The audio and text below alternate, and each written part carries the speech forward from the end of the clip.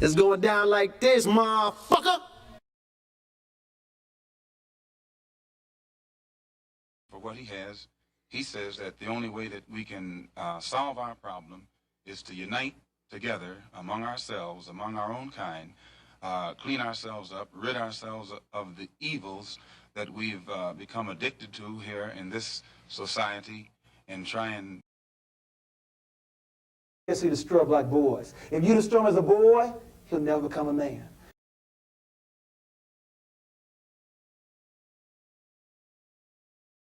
Damn white boys out there.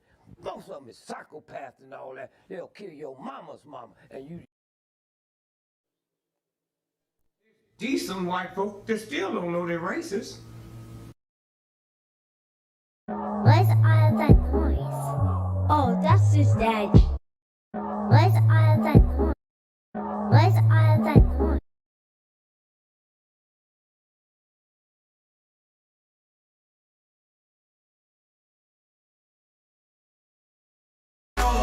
This ain't loud enough. This ain't loud enough. This ain't loud enough. This ain't loud enough.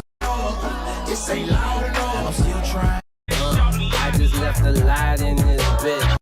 I just left a light in this. I just left a light in this. I just left a light in this. Fuck up.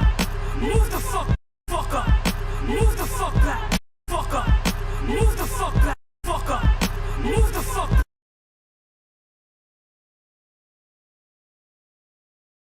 Your feet. He looked down, seen the feet. The nigga went berserk. Killed the monkey. Threw the bat out the window. Start kicking that bitch in the air. You don't understand.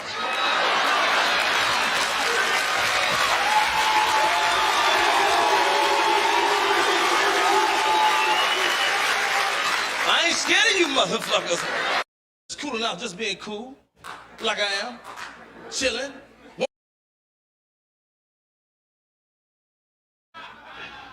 I've seen a lot of black guys, Nipsey, but you're overdoing it. Group of you together, you never can tell who's who. I mean, TikTok. I mean, TikTok. I mean, TikTok. I mean, TikTok. I mean, TikTok. I mean, TikTok. Flag cause he wiped up Future's motherfucking ex-hoe. Flag cause he wiped up Future's motherfucking ex-hoe. You're a philosopher? Yes. You're a philosopher? Yes. You're a philosopher? Yes. You're a philosopher? Yes. You're a philosopher? Yes. You're a philosopher? Yes. I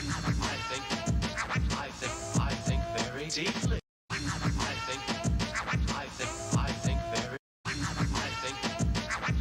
I think very deep. Hey, dance with me. Hey, dance with me. Hey, dance with me. Hey, dance with me.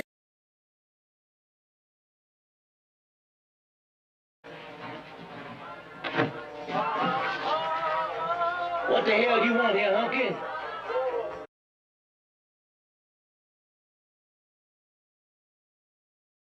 The Chinese platform, you already know they don't give a fuck about your black ass.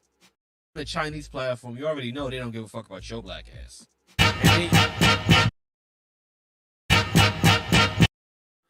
That's what me and this nigga do. We pick something and then we rant about it. Yo, baby, I got all the dope moves. I think we OD. What? I think we OD.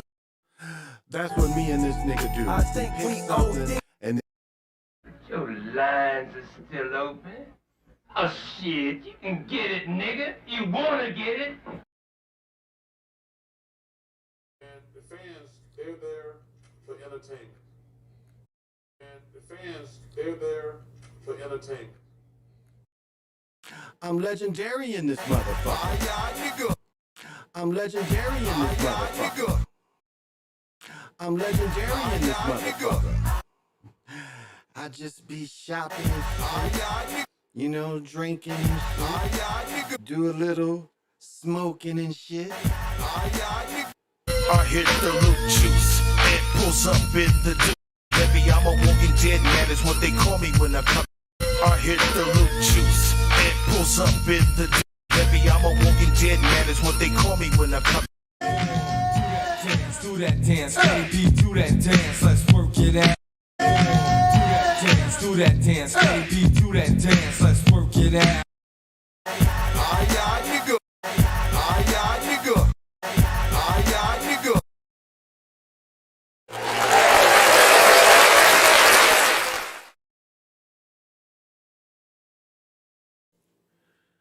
To the east, to the north, to the west, to the south, above, below, and the middle. To the east, to the north, to the west, to the south, above, below, and the center.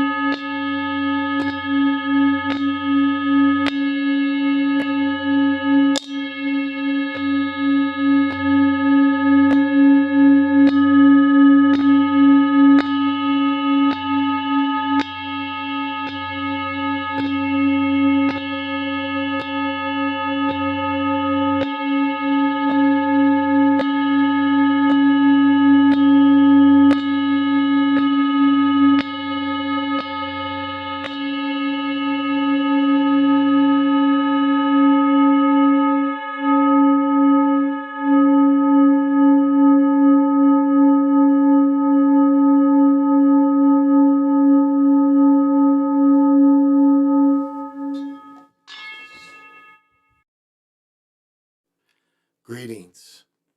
This is Big Pontiac, and welcome to the Chocolate Mountain Show. I am the holder of the infinite sacred ball game that was created by the Hero Twins, and I am that one and only galactic daddy-o welcoming each and every one of you to my galactic patio that reaches from Minnesota to the universe.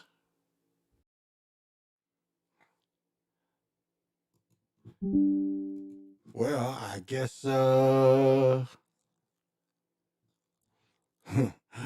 don't care about that. I guess that's my cue to motherfucking come on in. Oh, this shit's looking stiff. Let's break it down a little bit. That's better. There is a lot of shit going on tonight. Tonight was a sports lover, culture lover night. So I don't know if everybody got a little bit of everything, but it was a little bit of everything today. And I was able to absorb it all. And I am going to tell you how much I absorbed. So anyway, tonight, I just motherfucking got home about, I've been home not even an hour. I've been home. Why are you? Okay. I've been home. Shits. Yeah, I've been home about 45 minutes. It took me a minute to. Okay, you can stop. Took me a minute to get set up, and so just drinking water tonight. All right, we're tripping. Just drinking water. Okay, come back in focus. Get me back in focus.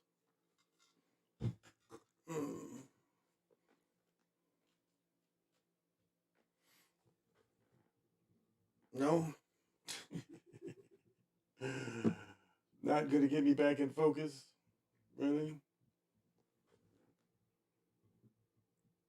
Maybe I need to come here and try to refocus it again. See if that makes a difference. It does not seem to make a difference.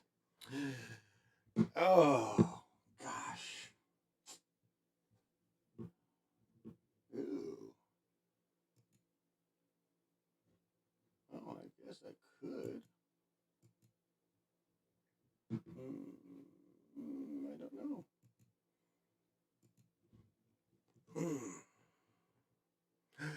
For some reason, the cameras went out of focus. And I don't really know how to make it get back in focus. Ah, I guess it's back. All right.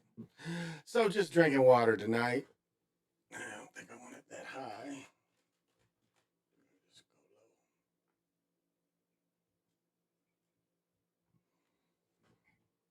low. That's good enough. So, yes, very, very, very busy day today. Didn't quite get everything done, but got enough. Oh, and I'm still smoking on this joint. So, as we always say, pop them if you got them. Smoke them if you want them.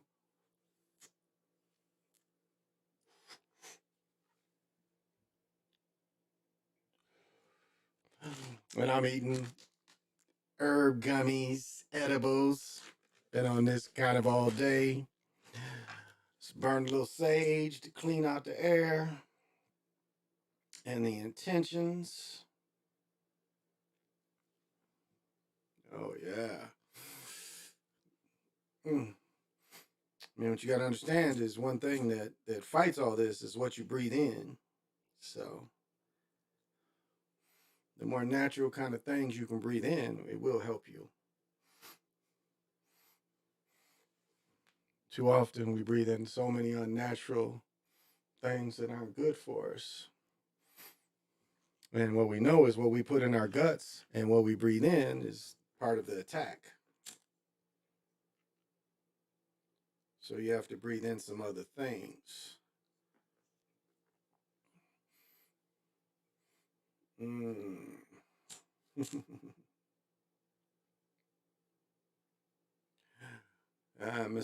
Mix the Palo Alto with the sage. Gives thanks to the plant world. Gives thanks to the tree world. All right. God, I don't even know where to start tonight. There's so much going on tonight. I don't even know where to start. Where should I start, y'all? I don't even know where to start tonight. I saw PJ Allen come in. I know that PJ Allen. And I know he always controls his. My bitches. You saying you can't control your bitches? What?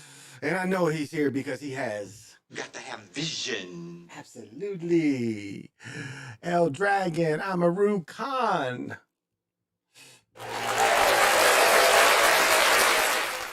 And for being here, I know you've got to have. Got to have vision. Jamar, 3224, thank you for coming.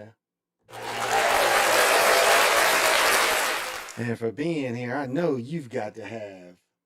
Got to have vision. Dr. Sinister, what is happening? And I know you have. Got to have vision. No echo on my mic. Ooh, I'm off here, ain't I? Let's see. A little bit of echo. Wow. Shouldn't be. That's off. Unless I'm getting something from there. Okay. Don't see where it should come in.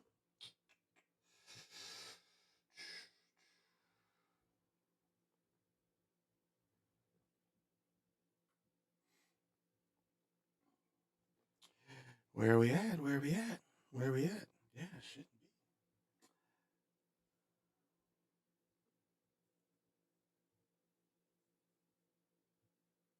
Yeah, everything should be good. Let's see. Noise, yeah, that's all. Should be good. So I'll try to adjust it as we go. But everything else is off. So try to adjust it as we go. Yeah. And so that's everybody. That's everybody being here. So yeah, I can't see where echo would come from. I'm not hearing it on my end. Yeah, I'm not really hearing it on my end. So have to keep going. Man, this thing wants to stiff up. All right. Oh gosh, where do I begin, y'all? Where do we begin? I guess the Lopez fight. Did y'all see the Lopez fight? So it was really confusing. What was confusing was they had so much going on. I know we had Amanda's Nunes. We had her fight tonight. And we had Lopez, and it was all kind of weird stories. That Lopez is nervous. That Lopez is going crazy, anticipating this fight, and that he didn't have a chance against Taylor. I must admit, I have to agree with Max Kellerman. He had it 8-3. That's what I thought too. And so now Lopez is, let me see, what did he win?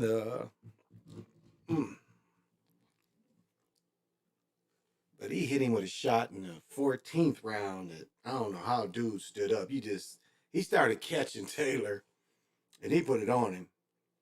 Taylor was bigger. Taylor was predicted to win.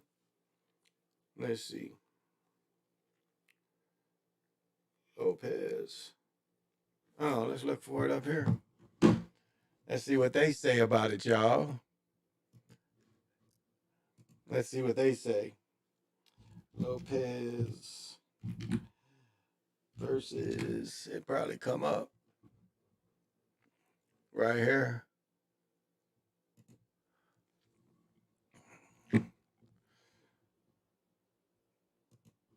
Right here. Josh Taylor versus Telefimo Lopez Jr. Highlights. Lopez battered Taylor over 12 rounds to take the junior welterweight title in just his third fight in the division. Because remember, during Lopez, they really pushed. He won a title on his first or second pandemic fight. When they was pushing them fights through, he won a early title. But this was a major upset. Underdog for the second time in his career. Lopez did exactly what he'd done the first time around, scoring an impressive win over an established fighter. Lopez dominated Josh to capture the WBO junior welterweight champion. I think he's the only WBO champion too. Taylor, the much bigger man in the ring, simply struggled round after round with Lopez's awkward angles and head movement. Yeah, he did not have him figured out at all. As Taylor chased Lopez, stood flat-footed in front of the challenger. Lopez would uncoil with big right hands. Oh, that one he hit him with in the 14th or 15th, or excuse me, 11th or 12th. I mean, it's just like, you could just tell there was no way. And I truly had it 8-3.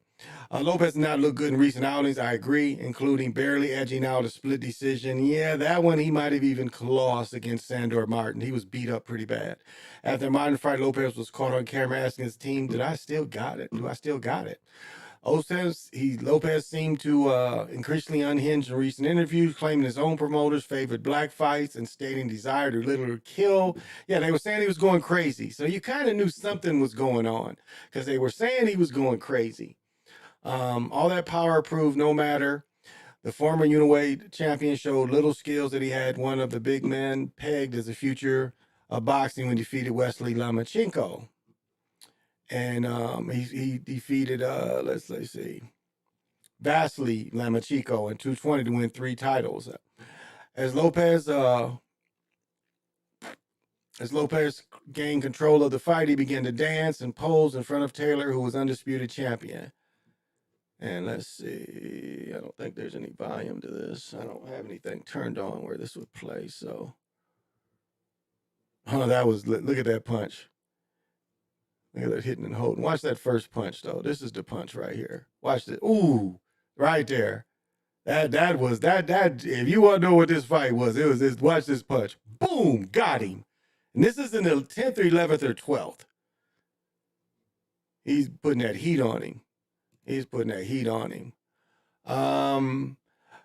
Now right here it says, despite Lopez's clear dominance, the scorecard was a bit of a scare for the new champion, reading 115, 113, 115, 115, 113, and 111. Now this is Max Kellerman had it 118, 110. That's what Max Kellerman had it. He had it 118, I kind of agree with what Max had. So right here, he's going 7-4. Right here, they're going, what is this, 8-4?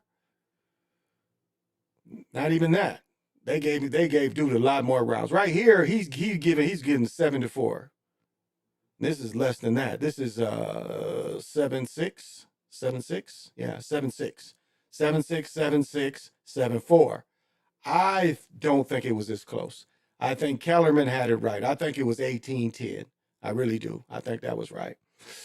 It's been a long time. We just beat the #1 ranked guy, the #1 champion, former undisputed Lopez Fett before holding one of the belt, 2-time undisputed. Despite a brief dust up with Taylor, refused to go for Lopez, the Ring Magazine belt. Despite a brief dust up when Taylor's corner refused. Okay, listen to this. Despite a brief dust up when Taylor's corner refused to give Lopez the ring belt, champion belt, Lopez took a moment to apologize as Taylor desired to kill him. So, yeah. Now, so, wow. Not now. Yeah. It was a good fight. It was a good fight. Now, at the same time, imagine now, at the same time, we've got, so when Lopez Taylor fight, at the same time during the IFC, you know, the Nunes fought, it was 185, so it must have been middleweight. Middleweight, I think, in IFC is 185. What was his name? He had the dyed hair. That cat was nasty. That was real nasty. But I'm gonna say the Nunes fight and Alanda, I think her name was Alanda. And I'll turn to it. I'll search it. IFC 289. Yeah. Right here.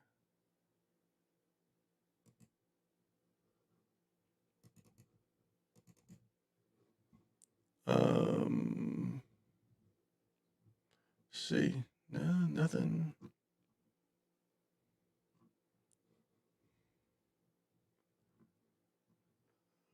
No, I'm trying to find no highlights. Just go back to YouTube. YouTube probably got highlights. Just go back to YouTube and see highlights on YouTube, y'all.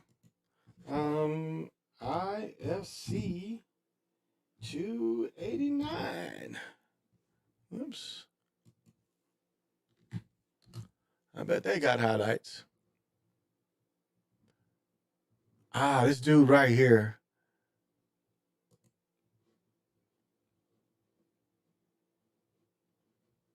Skip ad. Oh, these two dudes is clickbait. Where's the guy?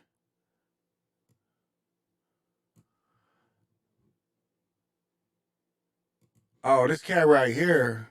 Check this out. This cat right here, man. You know, it was up in Canada in Vancouver. This cat right here, man, he like had dude's head like totally, I forget, he flipped this dude. Man, he flipped this dude and damn near so he grappled. I forget his name, but this dude was bad. Trying to find the other guy, and I don't see him on here. Right here. Let me see. Let's go back. This dude right here. Now it keeps turning on for me. They don't show him, though. They don't show him. They just show him on the card. But that guy right there, this guy right here, he was nice. He was nice. He beat the shit out of his guy. So, I'm going to say this. If I can find highlights, I'm going to say this. This fight between these two was clearly scripted. Again, if it's betted on, it is scripted. In the very first round, she rocks her. She rocks this chick, and she had her. All she had to do was follow up. She hit her hard. Chick backed off, turned, knocked her off balance, and then didn't do nothing. She didn't follow up. She didn't throw hands the whole fight, no nothing. And in the final round, she just lays on her. So it was definitely, this was funky. Let me see. This was definitely funky. Let me see. Yeah, him. Yeah, this dude right here. He was pretty nasty too. So they must not be letting any scenes come out yet. He was nasty too. His fight was good. So all in all, it was pretty entertaining. But it's got to be others. Let's see if any highlights. See if this show any highlights.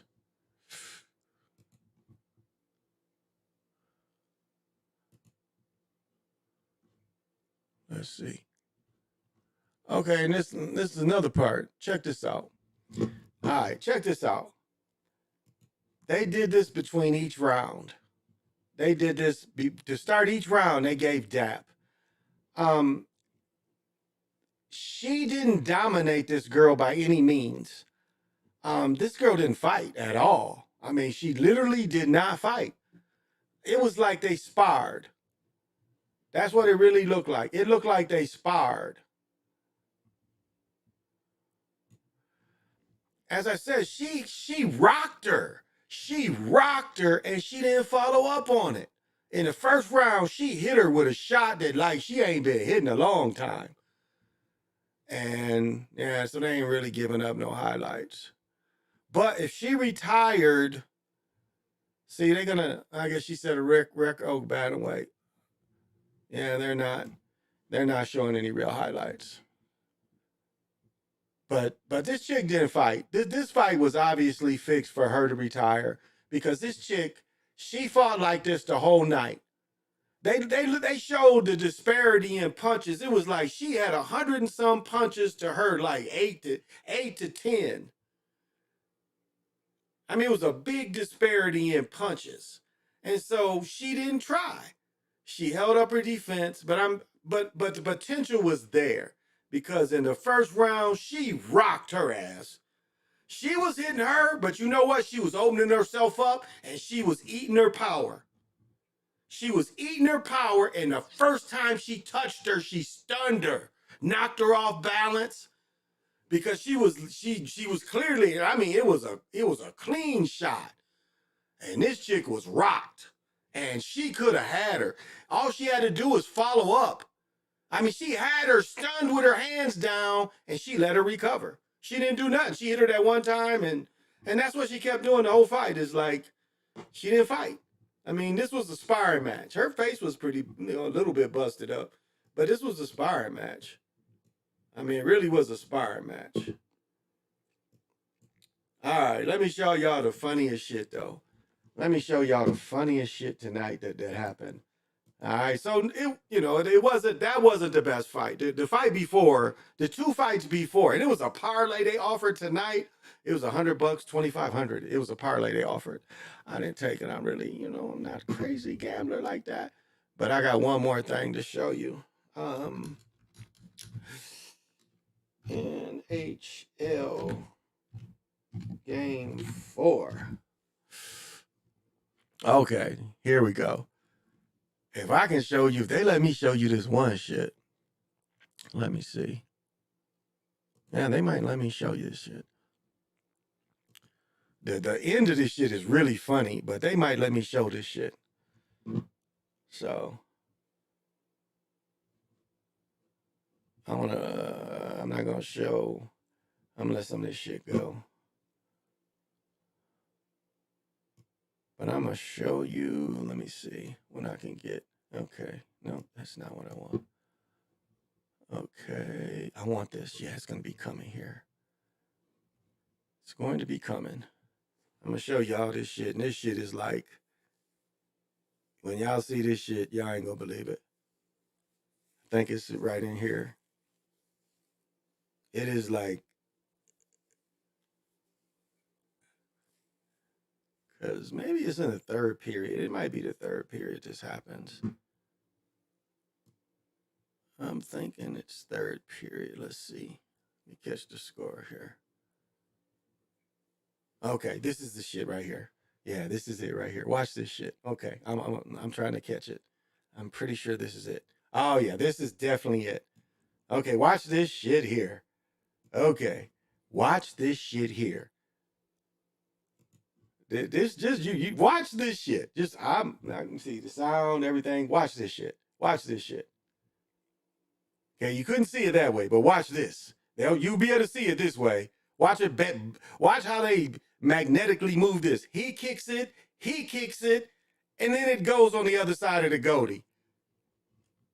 Watch this. He kicks it. Now, if you ever saw a remote control puck, and look. Okay, look at that angle there. Look at this angle here. Let's see if they give it to me again.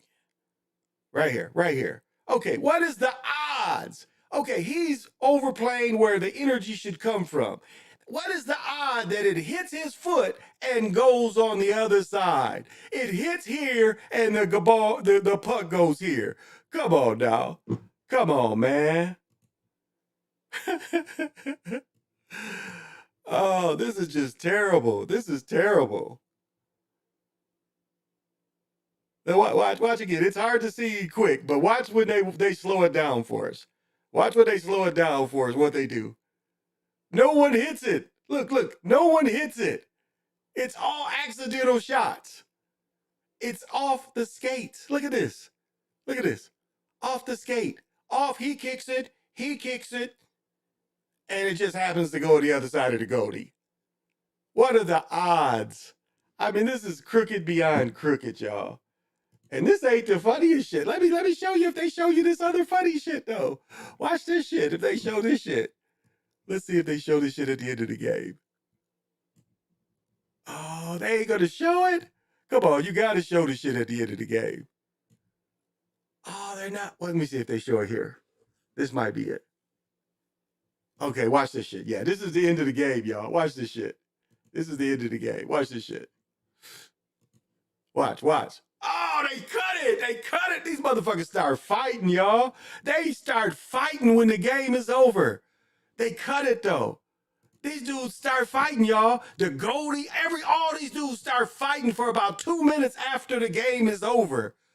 Oh, watch this. See, these dudes starting to fight.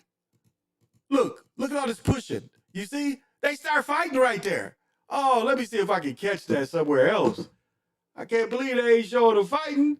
Man, it was goofy as shit. They was sitting there fighting. I was like, because we was watching, I was watching hockey on my phone. Oh, here we go. This might show it. Let's see if this shows it. This might show it. Let's see if they show the fight on this. Okay. Here's the end of the game. Yeah, this is it. Okay, this is it. Watch this shit. These motherfuckers start fighting and shit. Okay, the game's over. See, the game's over. Look, the game is over. Ah, they don't show it good. No, they don't even show it good. They cut away. Man, these dudes was fighting for a minute. This is all they give us. They was fighting for a minute, though. I was cracking up because they was fighting for a minute, y'all. Okay, so that was the only, that's the only puck off the leg You know, that's the best one I've seen since the one Zach Hubbard did where they show the puck go around the goalie when nobody hits it. Like that. Nobody hit it, but yet we see it go around the goalie. 2 legs. So they can clearly manipulate a puck. They can clearly manipulate a puck. So I wanted to touch on that. So now they are up. They are up. And, you know, I called it for the Heat, too. I said the Heat was going to lose. And I've said it. I'm going to hold it. The Nuggets got it. The Heat is not going to go win down there.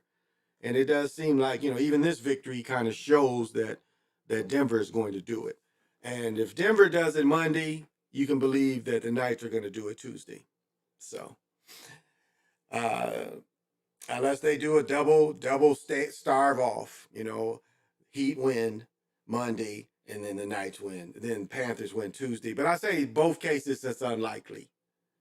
Because you see how hard it was for the Panthers to score. They had to bounce it off legs for them to even score. Because the Knights jumped on their ass from the very beginning. Let's see. What else do I need to cover? Oh, yes, y'all. I guess there is something I can cover. What the hell? No, don't need that right now. There we go. There is one thing I can cover. I did go to the movies tonight, y'all. I did go to the movies tonight. Well, here we go. Manipulated puck, yes. Yeah, y'all see that shit? Did y'all see how that puck went? Yeah, definitely manipulated puck, no doubt. They, you know, I wish I could find that one where Zach showed it on one of his channels years ago where, I mean, the goalie is the only person back. It hits the side of the boards by him, and he doesn't even react because he knows it's coming to him. No, this puck goes around him and goes in. And again, how you see they banged it off the legs. And that goes into the technology where the uniforms are used too. The uniforms have some kind of attraction, which I've showed in football over and over again. There's many parts of the uniforms now that have attraction. It's not just the gloves anymore. There's attractions in the helmet, attractions definitely in the shoulder pads, the shirt, pants. So this is why they can bounce it off their players, because there's something in there that they can, you know, make it attractive to them. So call it what you want, but in my eyes, that was what I call some BS. So now, what should we call it?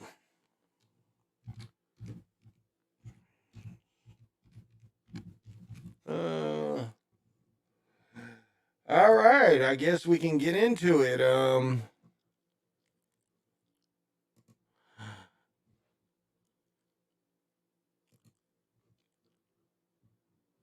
Let's see if I can make this any bigger. Don't know that I can. Oh, here we go. Maybe. Yeah, here we go. I think I can play the trailer. I mean, this is a commercial. Okay. You know what? Here we go. And I'm gonna have my son look at this because he's an expert. But I'll say that he's an expert on anime, and even probably Sly is a little more so than me. But what I thought, and maybe what I'm about to say, maybe not really. Maybe I'm like putting apples to oranges, but this is what I thought. Comparing, like, I know what 4K gaming looks like. I know what 4K gaming looks like. But I really thought that when the Spider-Man used the computer-generated images, and again, they were more, well, I mean, it's all the same, but it was more realistic to me. Some of these shots was not as clear as you would have thought. Again, I watched it in IMAX or whatever you call it, 3D, all the sound. Not 3D, but actually the enhanced, whatever it is, IMAX, and the sound.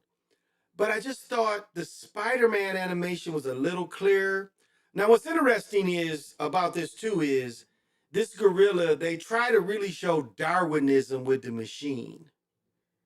They really do try to show Darwinism in the machine because the first primals was gorillas. You know, and that went into that Darwinism shit, which they was trying to sneak that Darwinism shit in. So that's one of the things that really stood out was trying to push the Darwinism theme in. So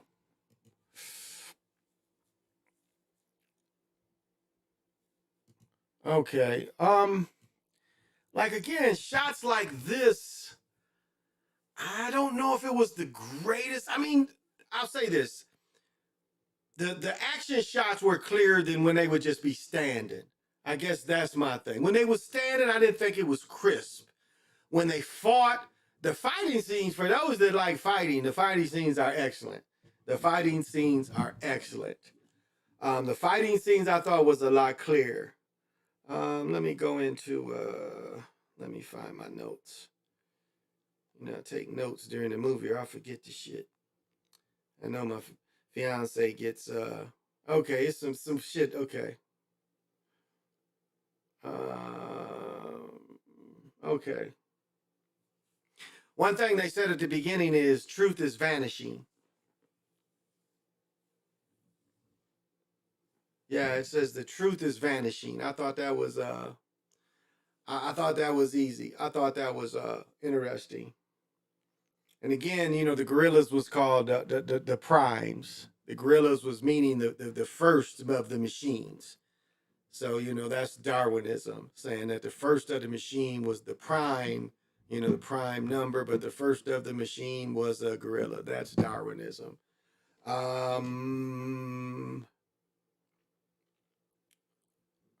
Yeah, some of the stuff I'm typing in the dark. Okay, so another part is they found, let me see if I'll get into it. Let me kind of go. Okay. Well, let it go.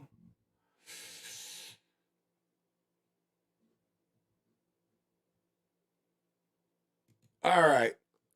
This shit right here. Okay.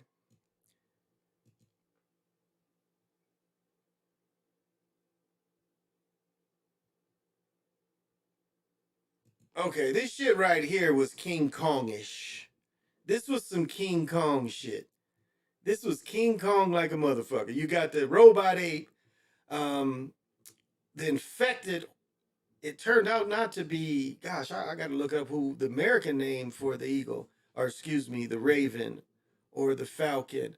But the sister's taken and he's jumping like King Kong to try to save where this falcon is flying away. So this is King Kong, y'all. Even Donkey Kong a little bit. So I was like a little disappointed in that. He's King Kong and y'all. Again, we have the jaguar.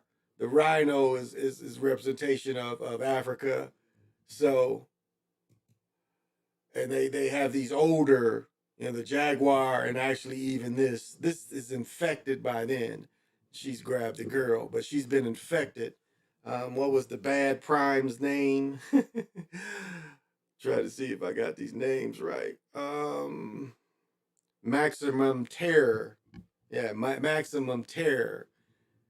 And this is what was goofy is. Okay, so the Maximum Terror throws like a tracker on her, and then it kind of, you know, corrupts her. You know, almost like Smith in the Matrix. You know, when Smith touches you, it corrupts. So it corrupts this old robot, this old transformer, and like no one tries to take it off. It's like, why can't they take the thing off? So that was stupid. That part was stupid.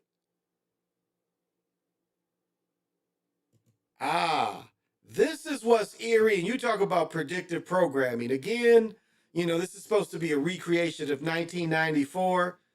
But damn if they don't talk about the smoke coming. The smoke that New York just had, this movie talks about it.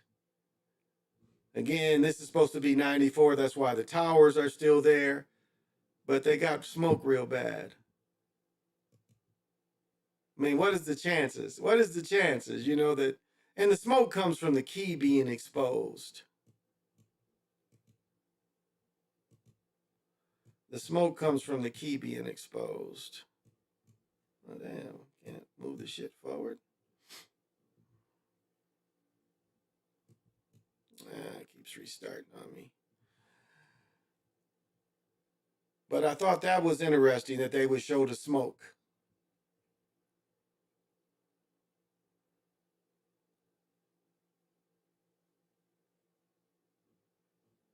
So I guess I just, yeah, right here, the smoke. I thought this was interesting. The acting job of the brother that's the singer, again, you know, I thought this was Darwinism with the gorilla.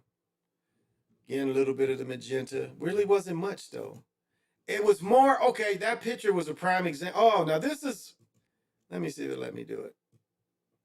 No, it keeps kicking me back. Won't let me.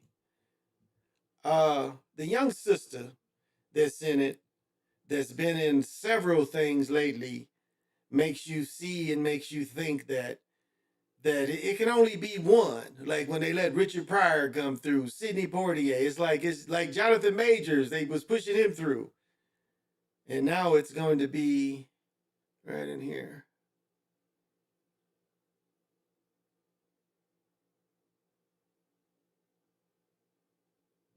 Her. She's the new it girl. She's the new it girl. Sly said he couldn't see her for being in that other role, but she's the new it girl. She's the new it girl. And again, you know, a lot of the Marduk, one eye, you know, one eye. He didn't do a bad job. Okay. Now this car chase right here, right there. Okay. This is something that didn't make sense either. He's Mirage, so this is his power to be the Mirage. The key to the movie is to get this key. Mirage was near this key where they could have put this key to make the key like, which key are you grabbing? So it's like the key would be laying there and the bad guy could easily pick it up. And I'm like, why didn't you use the Mirage ability to make the key? You know, like, I don't know. So that was a part that was stupid to me. They had this ability, and it was a way they could have hid the key, and of course they don't do that. So the key is all about, you know, the GoBots or the Transformers being able to go home. This guy did a decent job. He was solid. I mean, again, you know, we have another movie with melanated characters as leads. Other than the animation, you know, we had a brother that produced this or directed it. One of them directed this. The one brother directed this. So I ain't showing nothing that can't be not shown. Okay, that's the Terror bot. But these are the older bots. These are the, you know, some of the older, newer bots. He can turn into a Volkswagen bus. Again, he's got the, you know, 94 glasses. We have the Jaguar, and of course, you know, the Darwin ape. And then this is the Beast, you know, supposedly the Beast. I say if there was a color shown, it was Mayan blue. This is the Beast. And, you know, they use a lot of this South American energy with the person from the island, but also the melanated person, which is a genius in the show. But again, we've seen this before with Silver Surfer. You know, it's nothing new. Having the master, and I'm gonna spoil it. You know, they bring him back to life with the what do they call it? The stones that glow. He dies. The Beast kills him. The Terrorbot kills him, and they call him B. You know, not Bumblebee, just B.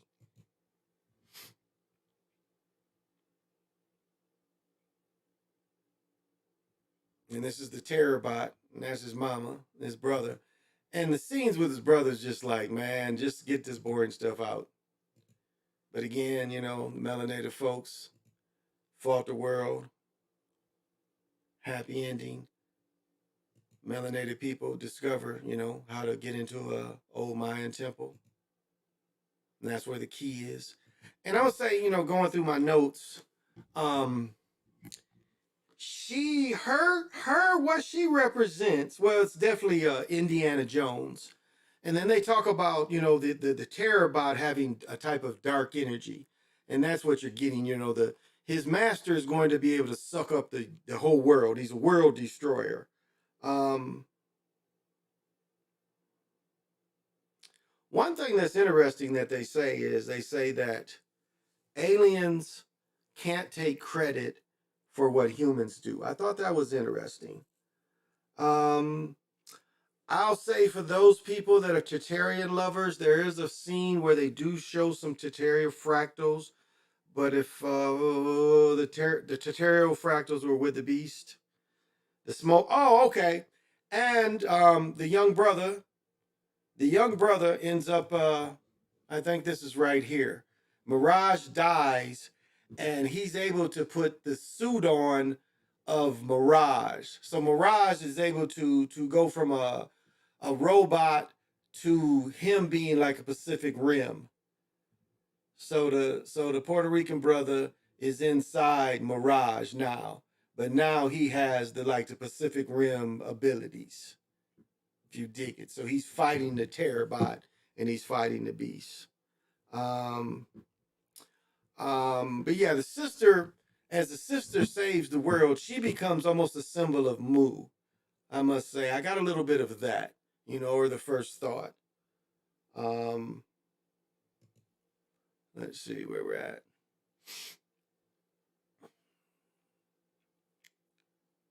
Again, the beast, the one eye, all it can do is absorb, but it has to have something else to do its bidding so it can absorb. It's locked away some kind of way, and if they can get some help. And again, she saves the day.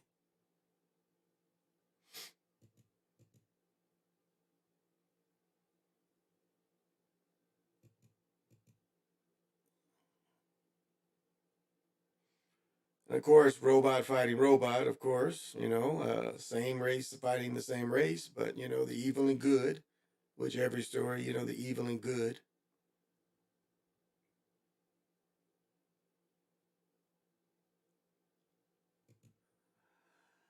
And at the very end, he gets to ask by G.I. Joe. So it's funny, the GoBots said they was going to give him bread if he helped save the world. The GoBots don't give him any bread, but at the end, he gets invited by G.I. Joe to wear the suit,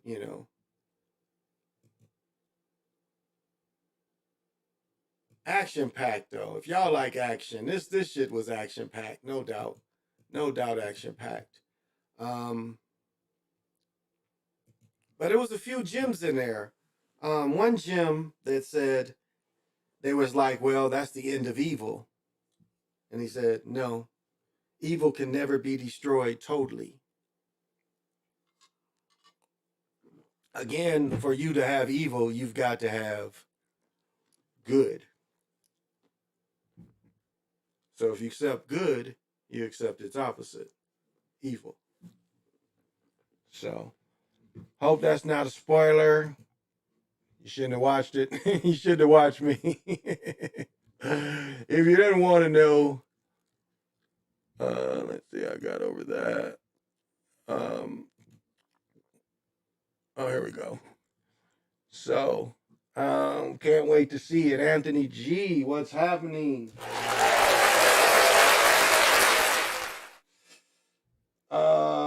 I know you got to have vision. She fine as fuck. So are they going to collaborate Transformers? Yeah, that's what they show. That's what they show. They show that at the end that they're gonna do Transformers G.I. Joe. Because remember, the cartoon also had the same thing. But I must say this, they stayed true to the cartoon in a lot of ways. Again, I'm going off. I haven't read any of the mangas or any of the, but I'm watching my brothers and my boys. More my brothers, I got a brother that's 57 now, I think, but my younger brothers is in their 40s. When I used to be with them, this stuff was on, so I saw a lot of that. So yeah, it's supposed to be a collaboration. That's kind of how it ends. G.I. Joe begins, and the next G.I. Joe, because they end up asking the young Puerto Rican brother, they end up asking him to join. But the scene was him and his brother just like, oh, I need to know you got my brother's back. I mean, it's just the stupidest stupid. Big Stank, what's happening?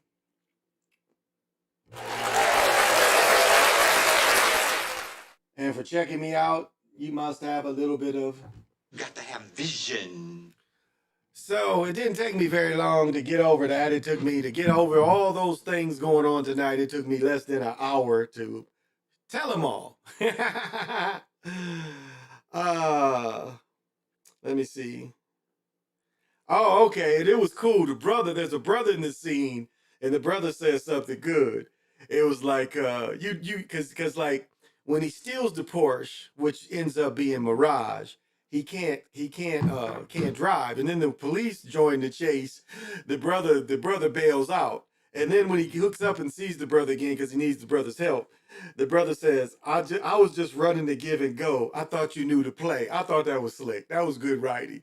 That's what the brother told him. He's like, oh, we was just running to give and go. I thought you knew to play. Oh, so that was cool. But yeah, evil can never be destroyed. Never be destroyed totally. And truth is vanishing. Truth is vanishing.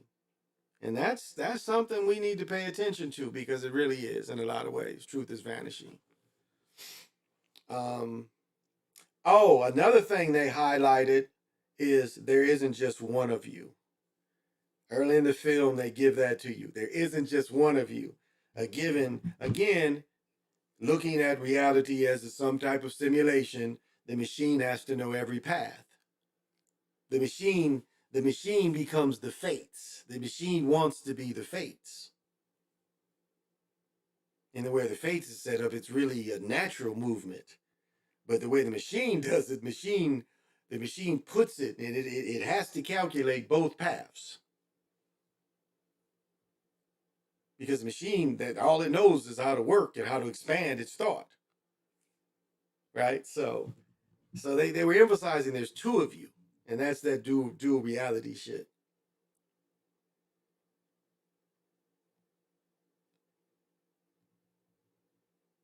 Yeah, and it's really Indiana Jones-ish. It gets Indiana Jones-ish. You also got Dr. Science. No, this is sorry. But yes, Indiana Jones still again, because they're getting chased in the tunnels when they go down into the tunnels. But what was one part that was really interesting is you saw at first they think it's a Hawk or Haru, and later they see that it's the Falcon energy from America. And that might be over here. Let's see. What would that be called? If there even is a name for it. No, there is not. Thought I could find in the dictionary a quick reference to a hawk, but it does not have that. Maybe it's falcon? Let's see, would it be falcon? Fat guy? No. So I got to do a little more research, but that was interesting. And it kind of gives the premise that, life came from America. This is where the older bots were actually at. The older robots, the primes, were all in Peru. And not only were they in Peru, they kind of make you think that they gave the key to keep. But see, it doesn't explain anything about it. If those bots was down there when Cortez came, why didn't they help the people get rid of Cortez? So you don't think about that part. You ignore that part. If they would have known good and bad, you'd have known them other looking dudes with the steel pots on, wearing the steel pots on their heads was the bad. Y'all didn't help them then, but they had the key. The key looked like citrine.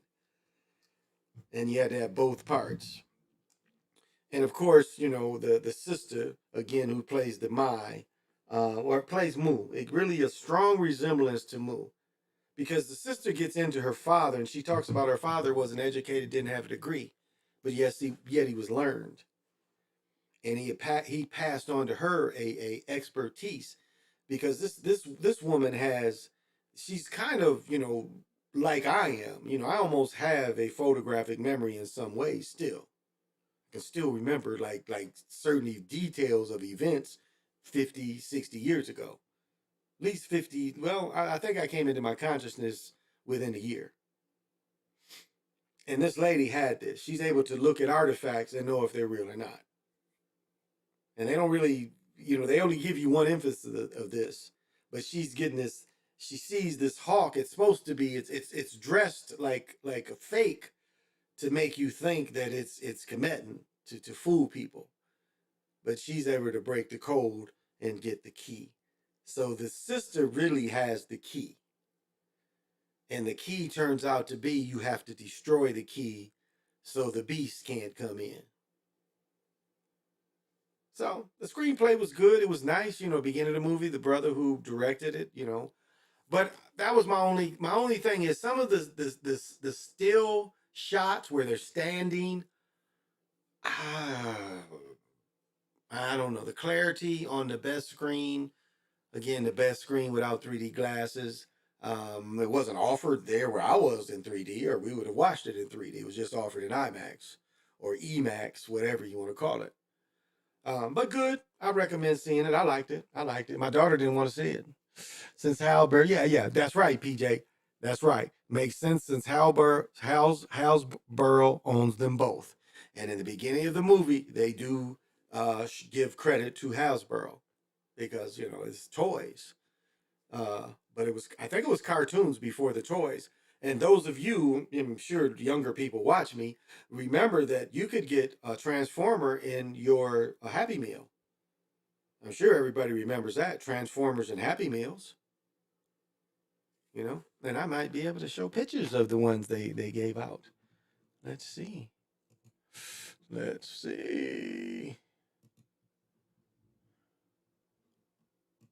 See if we can find any pictures of those.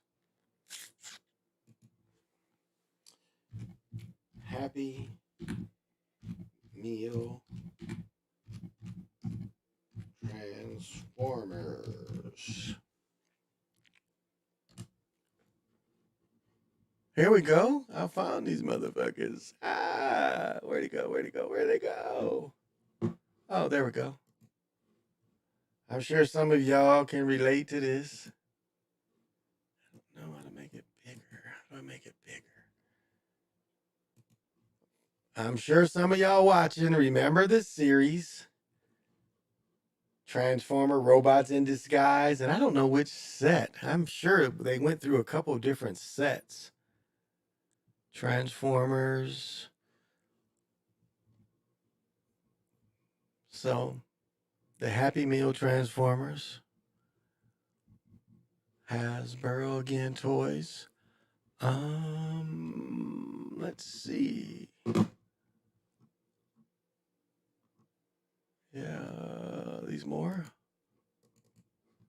Yeah, I think, they went through a stage where you could get the Transformer cars. I remember that.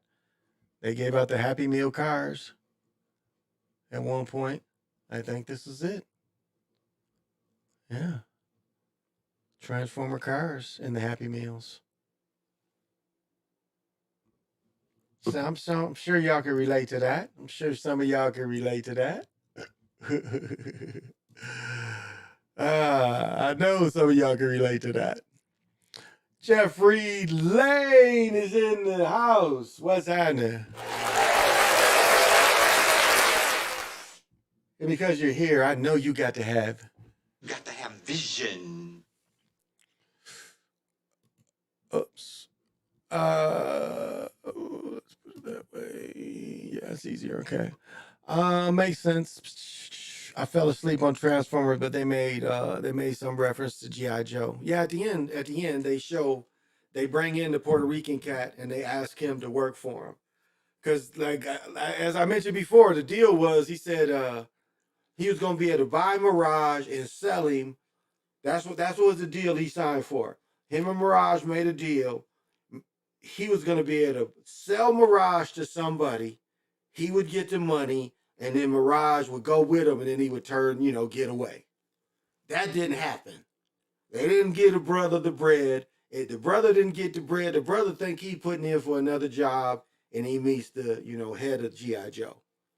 He meets G.I. Joe recruiting and intelligence, and they invite him in.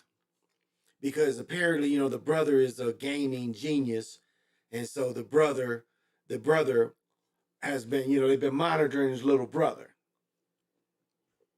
Because his little brother is a genius, and then remember, and the guy's character in this movie is he was in the Army or Marines, one of them. He was in the military. The military is the word I was looking for. So the Puerto Rican cat is in the military. So, yeah. So I would recommend it. I liked it. I thought it was a good movie. Yeah. So that's my best review of the little things that I could add about it. McDonald's and Burger Transformers. Oh, okay.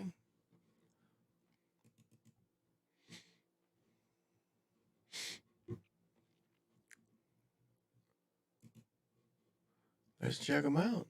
Oh, look at here. Oh, sorry. Look what we have here.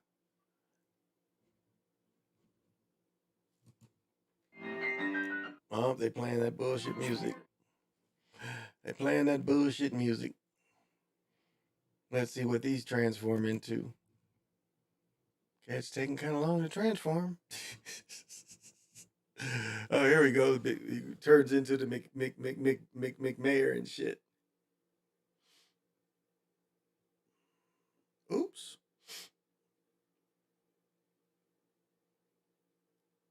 Kind of looks like the McMayor a little bit. I don't know. What is it?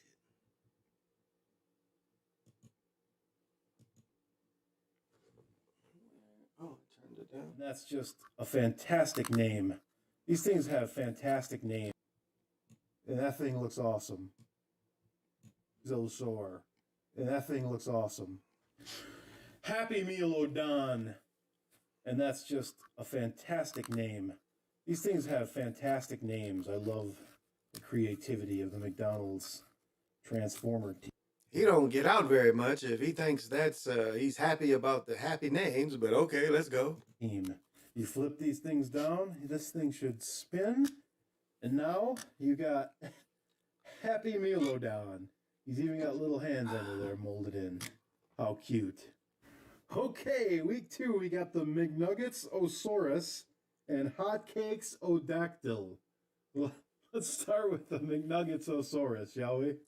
All right, so you should just be able to reach under and spin this around, and these things should come down like this. These should come down like this. I believe he's got a little tail as well. That just flips down like this. I'm laughing at the names because they're funny. But there you go. McNuggets Osaurus coming at you. And here is Hotcakes O'Dactyl. So this guy... Oh, let's go back. No, when I see this right here, what I think. You guys know what I think when I see that. When I see that. I think of hockey puck sausage. Okay, let him go. Let's go. But that's what that name. When I see this, I think of hockey puck sausage. And I don't even eat pork. Not that often. But every blue moon, it calls me and it says, I need to go to McDonald's and eat hockey puck sausage. Because that's the only place that sells it. But let's go. And here is Hotcakes O'Dactyl. So this guy, you just kind of spin this out, and these things should just kind of pull out to the sides here. Just kind of open them up. This is kind of a cool thing. I find it interesting that McDonald's doesn't sell any of their products in any of these packages anymore. This is like old school 1980s stuff, but well, actually, you know what? This was from 1990, so maybe they did at that time. Anyway, Hotcakes O'Dactyl. Rah! Okay, week 3, we got the Fryceratops and the Big Macosaurus Rex. And that's what these look like in their alt modes. A little hamburger and some fries, and let's get these guys transformed. Okay, so the Triceratops. He's got his little tail. He's got his little head, and then you just want to pull these sides down. Mine is very tight. There you go. Get his legs out. Oh yeah, there he is, baby. Check him out. Love that guy. Okay, so you take these things and flip them out like that. You open this guy up. Ooh, look at that. Big Macosaurus Rex. Ooh, scary. And finally, week 4, we got the Triceratops and the McDino Cone. And this guy's all sorts of fun because you completely open him up to reveal a bunch of dinosaur here. And that's really great. This thing will flip down and kind of stabilize them. Let me back that off a bit and give you a good look at Triceratops. Very tall, very fun, very pink. What are we doing? And here's our little cone. What are we doing? What are we doing? What are we doing?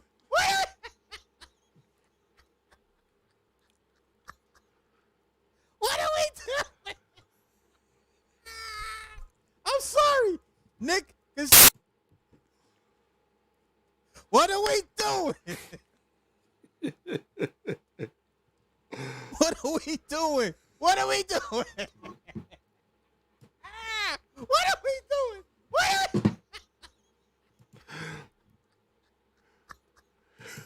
What are we doing? I'm sorry. Nick I'm sorry, y'all. I just get to tripping and shit. Oh, that ain't it. Where's it at? Oh, there we go. Okay. I'm only going to I'm not going to go and show none of this shit, Jeffrey, but I'm going to talk about that shit. All right. So, this is how they set it up. They set it, they set it up and said that a officer caught some light, like some shit's flying in the sky, and some people said that they saw 8-foot aliens in their backyard. It was a crash. It was some big motherfuckers. They tried to go to it. A force field hit them. They couldn't get to it, so they called the police, and this is the story they tell them. Now, think about this. Think about it like this. To me, that is one of the easiest ways to introduce what is a hoax. What could be the way to introduce something that's been here for a long time. And I really mean a long time. Other types of beings. And so if this is the way they're going to introduce it, because again, they don't ever want to give you any just full coverage, right? They never want to give you the coverage of it. They say they saw some stuff in their backyards. Where was their camera phones? Can't really clearly see anything. So, and it's not, it's not dominating the news. What do you say? Recent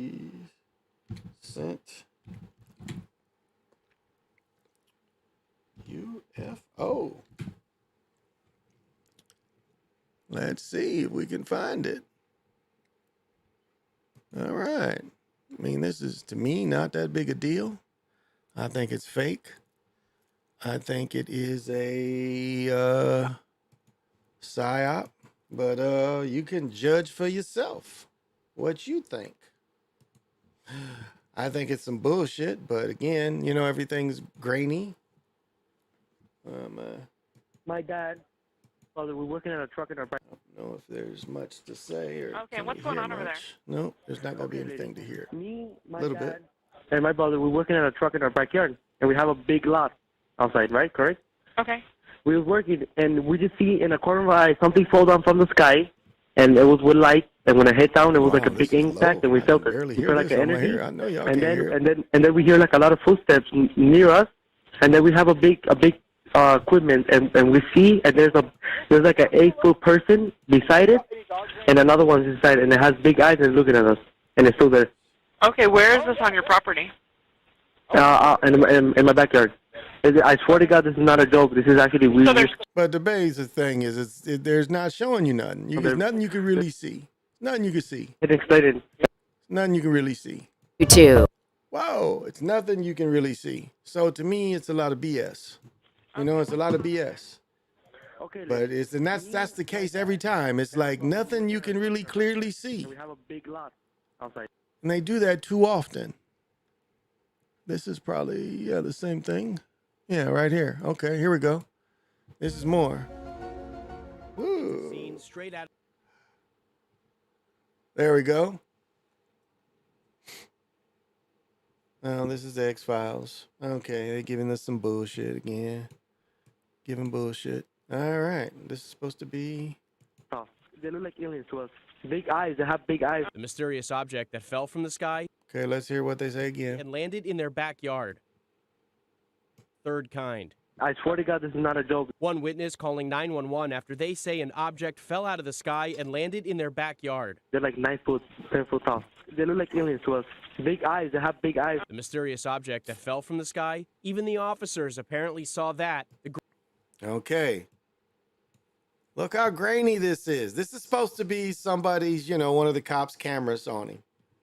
And again, look at this. What you telling me of there ain't no telescope, there is nothing seeing this bright thing around Las Vegas. Not one person is going to have a good picture of this. This is what they do all the time. This is what psyops they do to get it going. Nothing about this looks real. Nothing. That's why, this is some BS. Apparently saw that, the green glow of the alleged UFO. See, again, you telling me there ain't nothing, no one on earth that can show this clear. It's always got to be blurry. Was seen on this new... Oops, I'm sorry. I'm not even sharing. I'm sorry. Okay. I'm talking shit. Okay, this is from the officer. Right here. This is from the officer's webcam. All right? Or, his on his uniform. This is what he sees. Now, this is real time. Even the officers apparently saw that, the green glow of the alleged UFO was Okay, they seen slowed on it this down. released body camera footage. I have butterflies, bro. Everyone saw a shooting star. Then these people say there's aliens in their backyard. So when that 911 call came in, less than an hour later... Okay. This is the Apparently best saw that. you can do. This is the best you can do.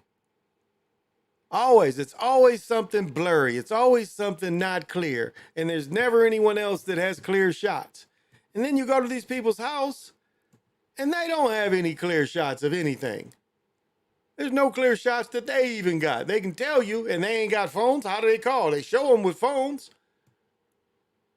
Okay, another shot. Grush recently turned over documents to Congress claiming the U.S. government has a vast collection of vehicles. Recently turned over documents to Congress claiming the U.S. government has a vast collection of vehicles that have non-human origin. I'll say this, though. They have vehicles that they've tested and they fly. They have that. They've had that for a long time. Saucers. You can see where they've made saucers. We know the Germans were working on the saucers. The bell-shaped kind of instrument. What do they call? I'm trying to think what the Indians flew in. The Velmas. Those kind of flying things. They've tried to make all this stuff. If you understand what this is. So it's never anything concrete like here's 10-foot mugs in the back. I mean, there's basketball players. There's the young boy. That reminded me. Yes. So, I think it's BS.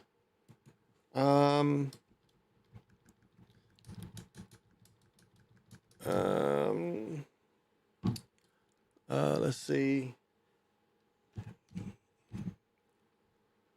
Let's see if they show his highlights, his recent highlights. Is this? Yes, I think it is.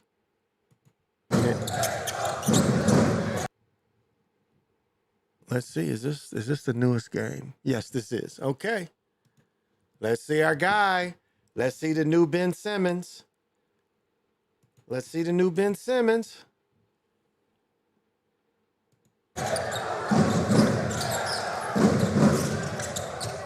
Manipulated.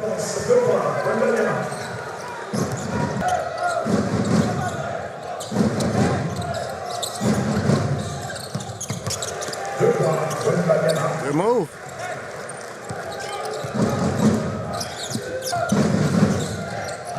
All right.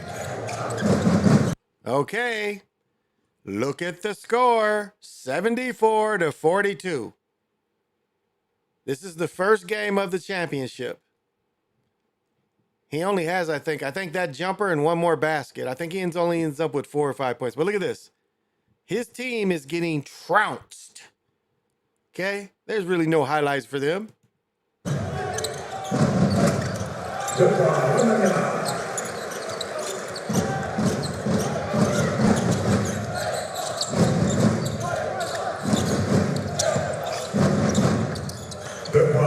an assist.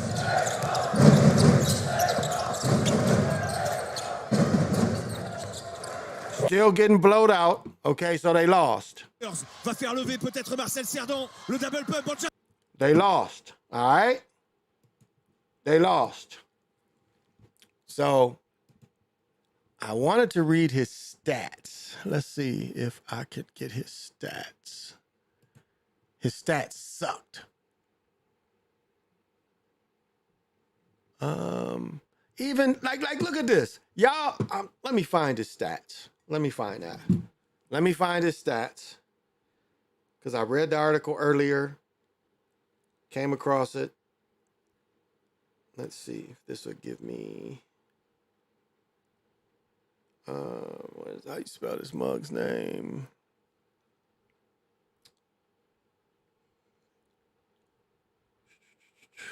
Where's it? I'm gonna be like Skip was to LeBron on this dude, the way they gave Ben Simmons. Yeah, right here. See if they give stats to this game. No, not during the season. We want to know his stats in this last game. Stats. Stats in latest game. Latest game.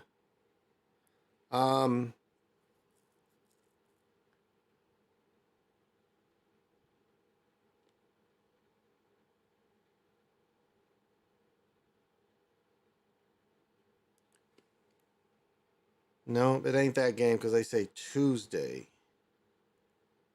No.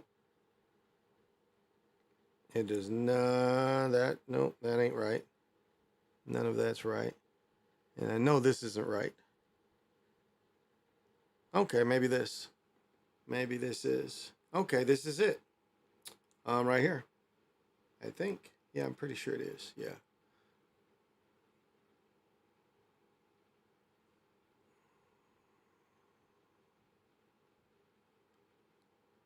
Yeah, Tuesday. No. This is Saturday, so this isn't right.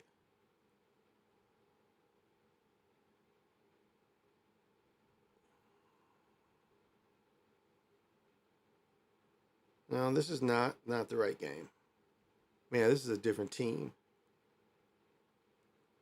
Where is today's game?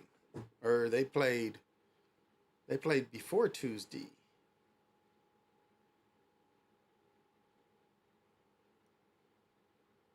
Game 1. This might be it. No, this is the same thing. Playoff win. They lost. Playoff win. No, this is not it. This is not it. This is not it. Images, video, playoff stats. Game 1 of finals. Let's see. Oh, this might be it here. I think this is it. Yeah. Come on, I don't need pictures. Oh, they're so messed up. Okay. How do I? It was a rare off night for very. Okay, here we go. It was a rare off night for Winnable, whatever his name is, Wembley, as everybody's calling him, for Wim, who finished with just 8 points and 7 rebounds, 2 assists, and 2 blocks in his team's blowout loss. His team's blowout loss, game 1 of the finals. 8 points, 7 rebounds, and 2 assists.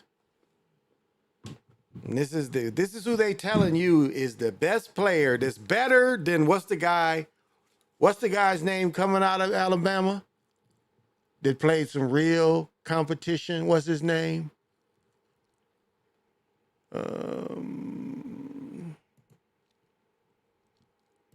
What's his name? Martin?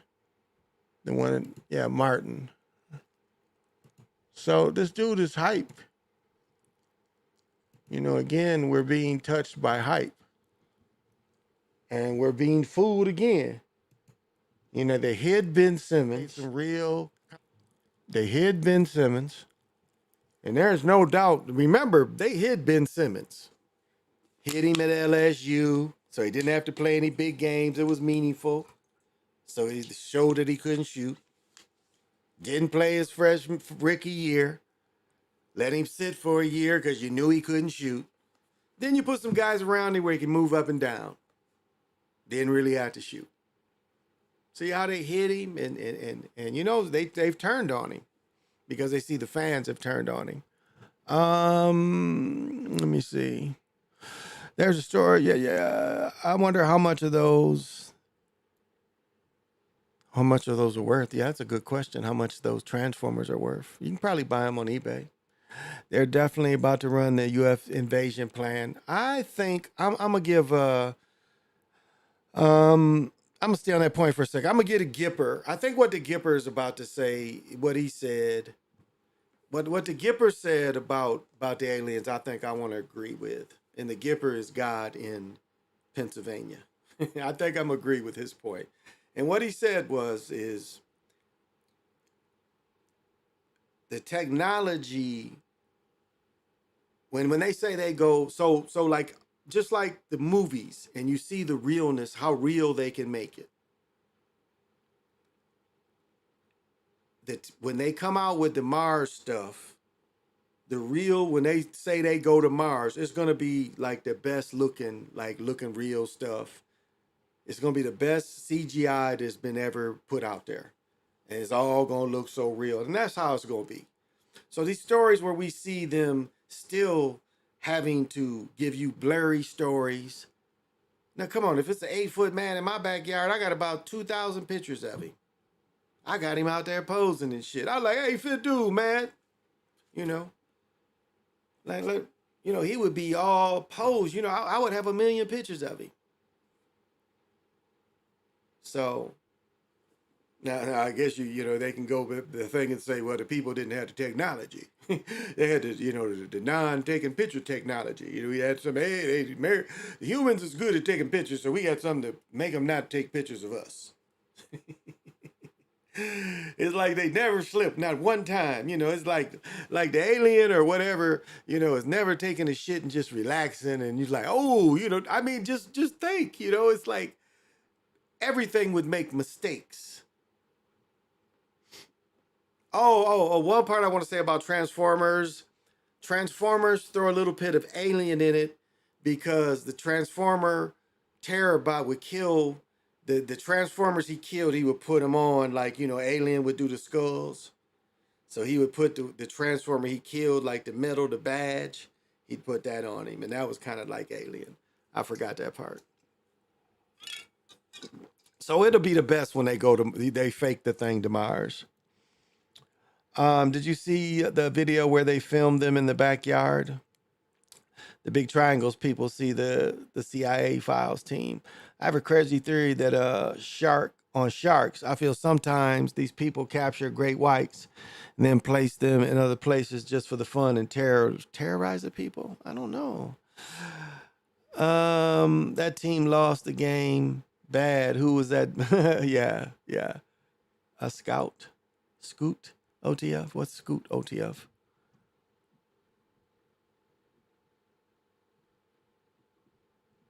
And I don't think you've been here before. OTF. What is Scoot? Am I way down there? It should be right here. Don't know what that is. Okay. The actor. Why am I stuck? Okay. Oh, here we go. Actor who played Neymar in Panther got arrested for sexual assault. That's a crappy damn. That is a. What are we doing? God damn, he got arrested for that. The quantum has definitely been saying that time, Lord. They have the graphics that look truly amazing. Yeah. That's my guy, the conscience of consciousness. That's why I call him the Gipper, the God up in Pennsylvania. And it's just in fun. That's all. It's just in fun. But he was right about that. In the movies at times, that's my point about the Transformer movies. It just was something about it.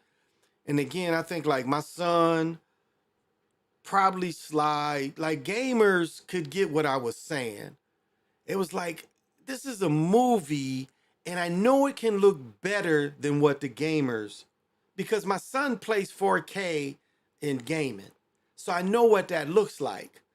And I thought, and I know they have better than that. And that was my thing. Because Pirates of Spider-Man was really outstanding animation in every way. It was of its type, it was the best. Each style was the best of it, I thought. Of all the animation types. Each animation type was the best of his style, I really thought. Now, I said that before, and I'll still say that. So to see this, I just thought, and maybe I'm comparing, different styles, maybe. But I just thought it should have been sharper at times. Because like I was giving y'all example, when they was the fighting scenes, the shit was sharp as hell. Like it was the fighting scenes and they was up close, the shit was sharp.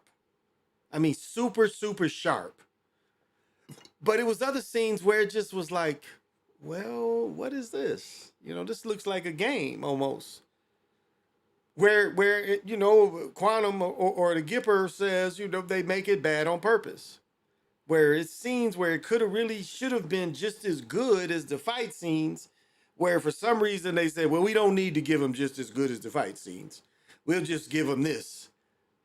So that part was really made bad on purpose. And that's for real. So fight scenes, yes, the fight scenes was really looked good graphics. But a lot of the non-fight scenes, really not so much. It was like you was seeing it like, man, I don't know, that's just a feeling I got. And maybe I'm comparing, but that was the feeling I got. It wasn't always the greatest. The fight scenes, all the time, great. But some of the other scenes, it was just like, this isn't the best. I mean, that's the feeling I got. I was like looking at it thinking, this really isn't the best. The movies has better than this. After seeing Spider-Man the week before, I know that there's better than what they're showing me consistently. Consistently, they're not showing me the best. The fight scenes, yes. But other scenes where they wasn't showing the best. I'll say that. Disney's been lacking in the graphics too. Anthony G, I really wanted to see the Little Mermaid to just, give my opinion of it. My daughter didn't want to see it, or my daughter's mother took her to see it, so I didn't take her, so. My daughter swam. I got to take pictures of my brother-in-law's pool. Last night, my daughter swam for 2 hours. She swam 2 hours because we watched the game. We sat outside and watched the game on my phone. We was just, chilling. We watched the game on the phone. And the whole game on the phone. Matter of fact, no, I started driving over there because he had to go to a graduation. He's like, meet me at the house. So we was both kind of headed at his house, and I was watching the game in the car. And so I watched all the first, I watched like 6-7 minutes in the car. And then by the time we got to his house, and my daughter was out there, and it was so beautiful. Yesterday was beautiful. Yesterday was 89 degrees, hot during the day. And so last night, it was still like, by the time we got over there for the game, it was not even 8. And it was still like 84, 85. So my daughter started swimming then. My daughter started swimming at 7:45, and my daughter did not stop swimming until the game went off 9:30, 10 something. We were home before 11, but she swam a good 2 hours. And today she swam from 7:30 to 9:30. So their pool is done. Yeah, it's like, it's so cool. I'm gonna do a shot of it and show you what the backyard. Like, he hasn't even put up the fence and stuff, and when all that gets done, the fence and all the grading, they're putting a hoop court that technically is big enough to play pickleball in. It's a slab right now, so we would have to put something over it because concrete tears the balls up. But it's technically, we would like shorten the kitchen, and technically we would have enough room to play pickleball on it. So yeah, I'm gonna get them to buy a net and we'll start playing back there. It'll be like a slightly shorter game, little less kitchen, but we'll still be able to play it, I think. So I'll show that. Prime example with Elon. Yeah, that space car. Yeah. That was just too fake. Very too fake. Avatar 2 wasn't. I'll say this. No. I'll say Avatar was pretty good. Now, when I did my breakdown of Avatar, I thought the story was very jumbled. As a screenplay, and then, they put the Moby Dick in there. They put Dune in there. I mean, they take these other storylines and put them in there. But the animation was pretty much on point. I mean, it really was. I thought the story was kind of jibbled. I agree with what Sly broke down about the family. That was solid. I will get that. But I thought they spent way too much time with the water people, showing you that the daughter could adapt. I didn't really care. I don't know. So, yeah, I thought the animation there was good. But I thought the fighting scenes now, excellent. And the animation is on point. But the rest of the movie, you see it, as y'all see it, let me know how you feel about that. Leave me a comment when you see it and let me know. And I'm sorry if I spoiled it, but that's what I do. I go see the shit and then I talk about it. When do they, shit.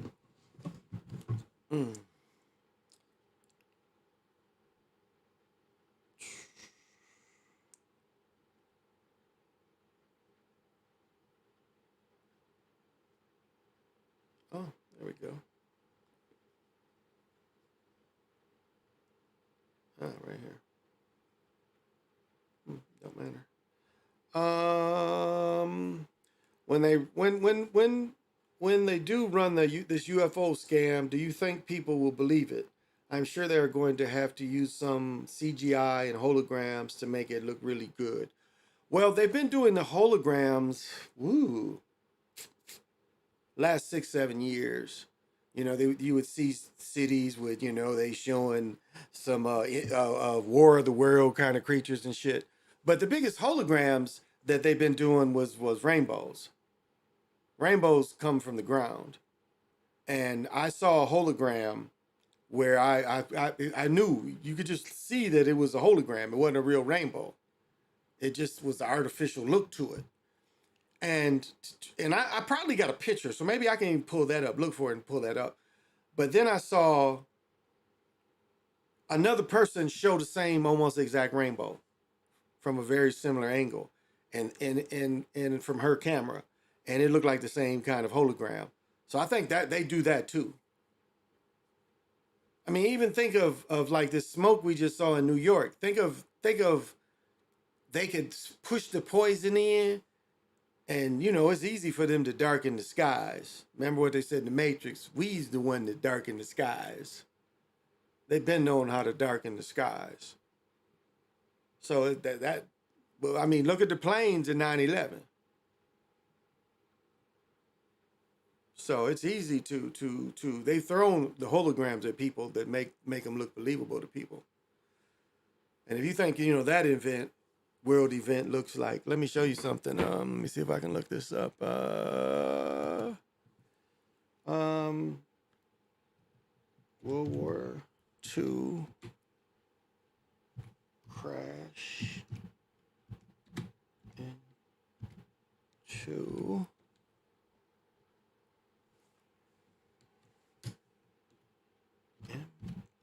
Empire.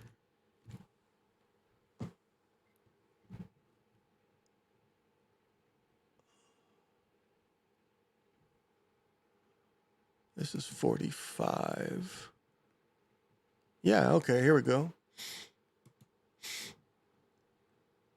This is like,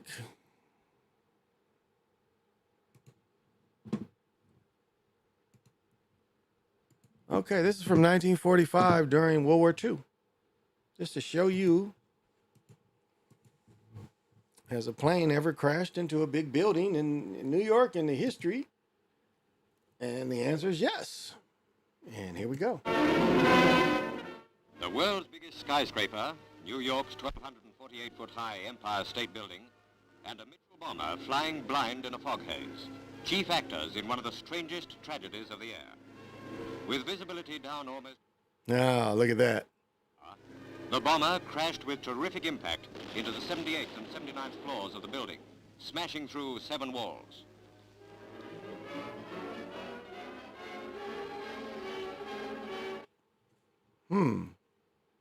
Let's look at that shot again. So presumably, this is after the crash. It flew in there, blew up.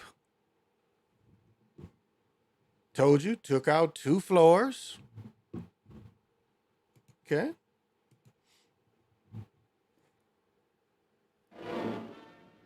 People at work in offices were... All the firemen was able to go up there and... A lift crashed down. Now look at this. What do we have happen in ours?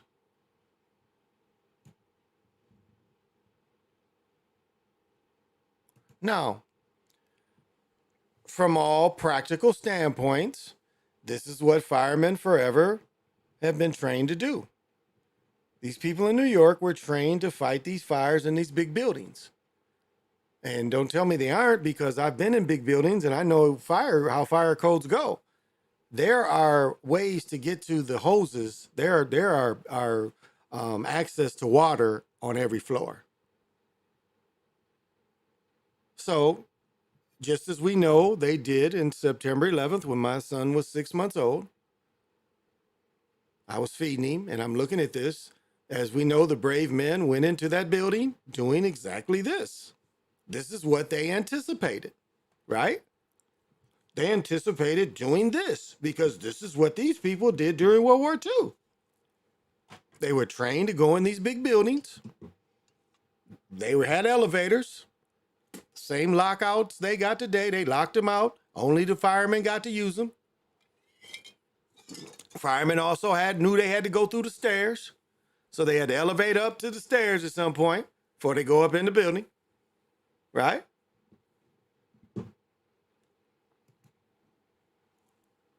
Officers were killed instantly. 26 were injured. A lift crashed down 80 floors, killing the occupants. And one man's body was found on a ledge 7 stories down. 2 days later, the 102-story building reopened. But the hole ripped in the Empire State remains a warning of the perils of low flying among skyscrapers. All right. This is the damage it did. This is the damage. Now, you can't say I'm making this up. This is a story from 1945. This is a fact. This did happen. Here's the story. I'm not making it up. I'm not monetizing any of this. I'm just showing this is what you said happened. This is what it appears did happen. And the building opened up 2 days later. Think about this. They only had to shut down right here. They probably, well, they said the lift killed people. So that one of this elevator, this looks like this is the elevator path right here. You see how this is kind of blowed up through here? And they said that the people all on the elevator got killed. Well, that would probably be more internal, but this fire line here appears to be that. Like whatever that elevator did seems to be on this line. Because if you look and maybe I'm looking at water, but I don't know. But there's elevator went straight through, but so they just shut this part of the building down up here. This down here opened up 2 days later. Okay. So you can say I'm not comparing the same things, but kind of is the same thing. Yeah, you know, kind of is the same thing. Well, what is my favorite thing to do? Let me see. Okay, yeah, it's off. I'm going to have to, okay. Oh, that'll solve my problem. Okay. All right. Party people. You know, this is my favorite part. It's going down like this, motherfucker.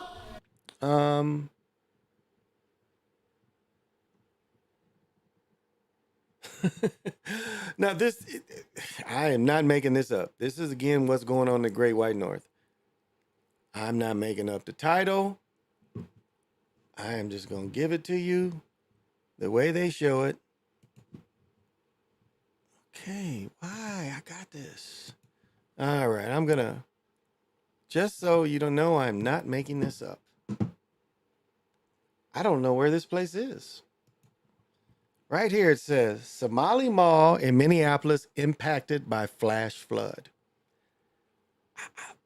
I only know of American malls. I did not know it was a Somali mall somewhere around here. But obviously, they don't tell us about it. I give them a pass. This is okay. Summer material. Good deal. Good deal. All right. Tell us what it's all about, Derek. What it is. What it be like. Oops. Let me turn it on there. Buildings. All that water also overwhelmed some drains. Okay, let's Appreciate you being with us. I'm Derek James. We're drying out tonight after downpours of rain flooded streets and buildings. All that water also overwhelmed some drains in downtown Minneapolis. There you go. A viewer sent us this video of water shooting out of a manhole like a geyser. The strong rain also knocked out power to thousands of people. XL Energy is reporting around 2,500 customers are still in the dark tonight. As Jonah Kaplan reports, there were big water buildups on the roads and even on some floors. Beggars can't be choosers, but maybe next time the rain can be a little lighter and last a little longer. Watch this time lapse of the quick-moving storm rolling in over St. Paul. Now watch what happened next.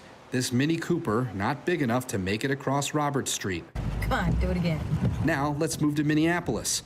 A manhole doing its best impression of Old Faithful. And when it comes to flash flooding, obviously there's only so much our civil engineering can take. These storms. Okay. You know, taco meat is showing. No t-shirt, taco meat showing. This is beyond sloppy. This is a WCCO. They normally wear Nike. I'm trying to think where this is at. Where is this at? Where is this at? He got the taco meat showing. He on TV, dude.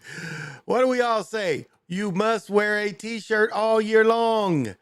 In the summer times, you wear wife beaters under your shirt.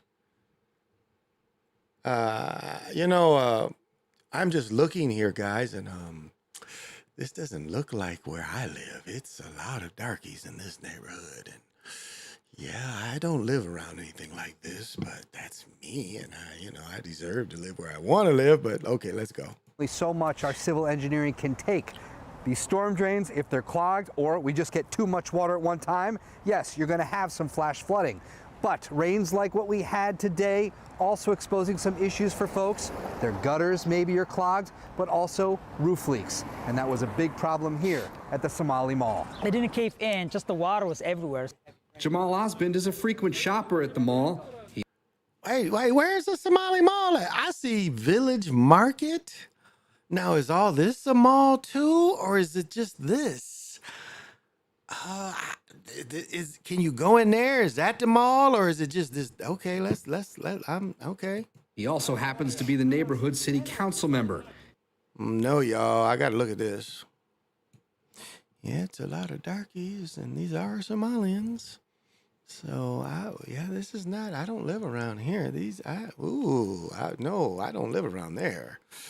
Okay, where's Somali Mall? In Minneapolis? Oh, I live a long way, okay. He also happens to be the neighborhood city council member.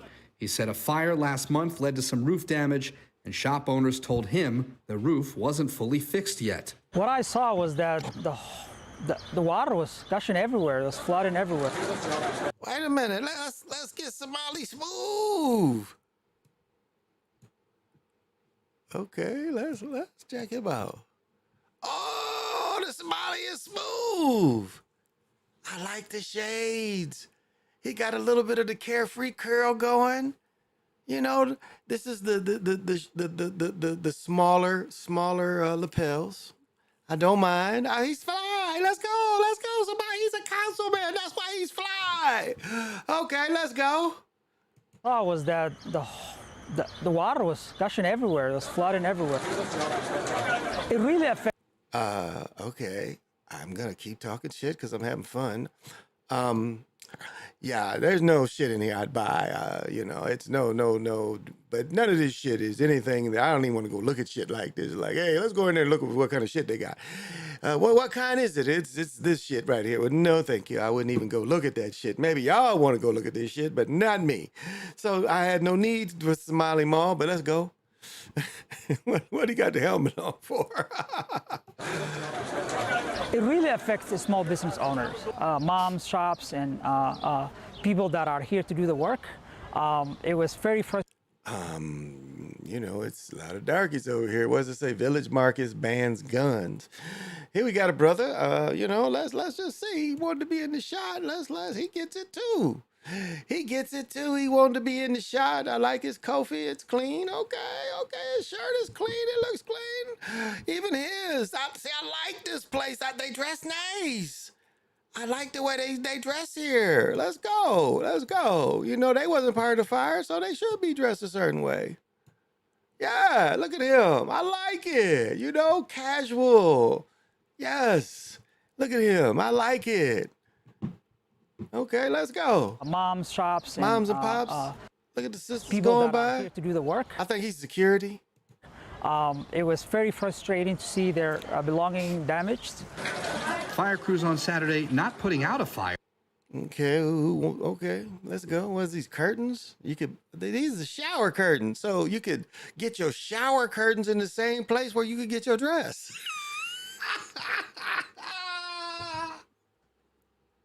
What are we doing? What are we doing? What are we doing? What are we doing? What are we doing here? What is it? I mean, is the shower curtains highlighting the clothes? Or can I buy these shower curtains? Because, there are a couple different kinds. I don't know, but... They were there to take away the water and dry things out. Store owners themselves carried empty buckets after bucket, pail after pail. The health concern, the safety concern, even electricity power and the water. That's just one of the things I asked. The captain was like, "Is this building safe?" We don't have the safety. Fortunately, the early answer. Oh, she was talking shit and they cut her off. Let's check her out. You can see for her body language, she was pissed. She had something. She was pissed they cut her off. But let's check him out. Look at him. I like the man. I like it. You remember this dude right here? This dude, what was it called? Harlem Nights. Remember he was in the movie Harlem Nights? He was when Eddie Murphy was the little boy. This was the dude who got shot. He shot in the head. Remember Harlem Nights? He was the one that got shot in the head. Remember when he got shot in the head, he looked at Eddie Murphy and then he fell down. But I like this community. Oh, he's wearing linen pants. Linen, baby. So this is a linen shirt. No wonder the collar was so little. This is so clean. Yes, I like this. Oh, and you see this rope right here? That means they linen pants. Oh, that is one thing. If you go to Dearborn in Michigan, this place might, okay. This place sells linen. Oh, I might be interested. Oh, this is linen. Okay, and look at my man here. Oh, look at him. He got magenta. Oh, no. But right here we see the Mayan blue. And that is another thing that Transformers, the Beast had. It was the Mayan blue. More than magenta, they highlighted the Mayan blue. But even this is okay. I like these people. They should have let her talk her shit. Have the safety? Fortunately, the early You could tell she had more shit to say. They cut her off. answer was yes, which allowed the mall to be open by dinner time. The councilman said. No, they had to show a brother over there where, you guys got to put another darkie that's American darkie in there, but we don't know because I don't know. But Another inspection will take place on Sunday. Jonah Kaplan, WCCO News. Yeah, I don't live near here, y'all. I don't live near there, y'all. But there's more going on down here. It's always fun under the sun. What's the new stuff? Do you have yeah, Anthony, yeah, I got that. The owner of the WTC cashed out on the insurance for the buildings. Okay, I didn't know that about his daughter. Okay. Yeah, but he definitely cashed out on it, and they was giving the money, and no one ever thought anything about it. I'm sorry. Catch up on these comments where I can see these motherfuckers.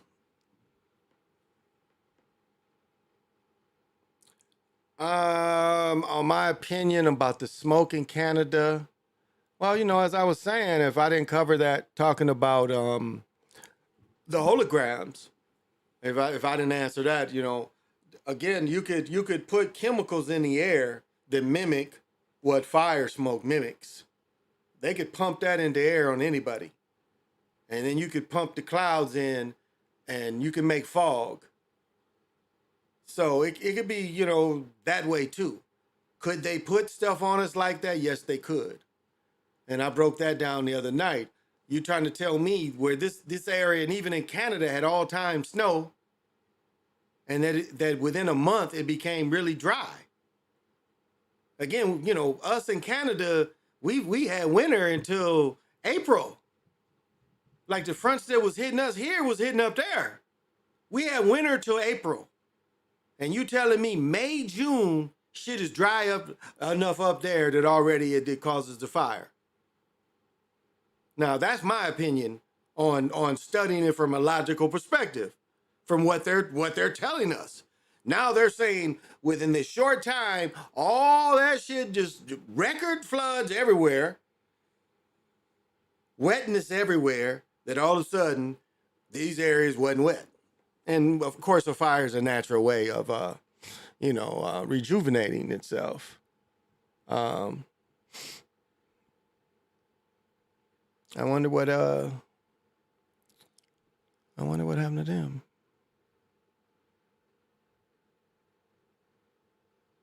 Okay, I didn't know about this, but I know she was in town, so they show it, so I'm gonna show it. Know what I mean? And you know who my favorite news couple is? Frank and Amanda. Frank is nice. Oh, Frank is killing up. Frank is killing up tonight. Oh, look at that cuff. Oh, I like that. He went with the inch cuff. Okay, I'm not mad at that. And Amanda kind of vibes off him. Again, they're not twinning, but kind of the tie a little bit plays off it, and the black goes. Okay, let's hear what they got to say. Turn me up. Moore is sharing her story of sacrifice and perseverance in her new book, Love and Justice. So, a story of how she took her confidence from the basketball court into the court of law to help free a wrongly convicted teenager. WCCO's Rich Chapman sat down with the Lynx legend and the man who she helped free, who is now her husband. She was one of the greatest to play the game. Two-time NCAA champion, two-time Olympic gold medalist, four-time WNBA champion, and MVP. Maya Moore was on top when she walked away to pursue justice and inspire activism in others. I was on this journey with Jonathan, just trying to do the next right thing, fighting for his freedom. Jonathan Irons was 16 years old when he was wrongfully convicted of a crime by an all-white jury, even though there was no physical evidence. Maya's extended family met him during prison visits. She met him years later, and her faith led. Okay, Rex is sloppy as usual, you know. I don't even know, are these bass or some shit? I like the J's, though. I think she probably got on J's, too, because she was signed, but he definitely has on J's. I don't know why he's got camouflage. I think that's ugly knowing he's on TV, you know, but she, you know, but let me tell you what this is. This is what this really reminds me of. And she got him off, which is great. But even before she got him off, she had to deal with him, okay? And this is where, and Gip, get this, okay? You might want to read this book. It's parts of it's good, but not all of it. But this is totally a recreation of Soul on Ice with Eldridge Cleaver and when he married Kathleen Cleaver. Because he was in prison. And read some of these letters between Eldridge Cleaver and Kathleen Cleaver. In the same position, he was doing 7 years for weed. And of course, he later, or even maybe all the time, I think later became an agent. But this is the same thing, where she was a lawyer, he was in prison. And I think others touch on, you know, the prison love, you know, people that start. But it's this story reminds me so much of Eldridge Cleaver and Kathleen Cleaver, especially as they tell the beginning story. That's why, you know, that's what it hit me. So that's kind of why I wanted to share it. But okay, I'm gonna let them tell the rest of it. Led her to do something for one of America's forgotten black sons. So we saw the facts, we saw what was happening, and we were just outraged at how this could happen to a teenager at the time. Maya says she followed her true path, working to free this innocent man and helping a movement to fix what is wrong with the justice system. Because we knew we had the people, we had the team, we had the citizens, and then thank God we had a judge who was also. But you gotta have that bread. You gotta be able to have that bread to pursue. So if you don't have that bread, you can't pursue, but she had the bread too. Committed to justice. Jonathan's conviction was overturned after 23 years, and during Maya's walk with him, something unexpected happened. Like I knew back then, it was like a small little flame, like this is the one. Absolutely. I didn't want nobody else. He proposed the day he was set free. Eldridge Cleaver.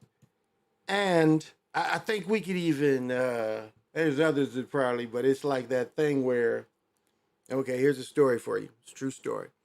Told y'all.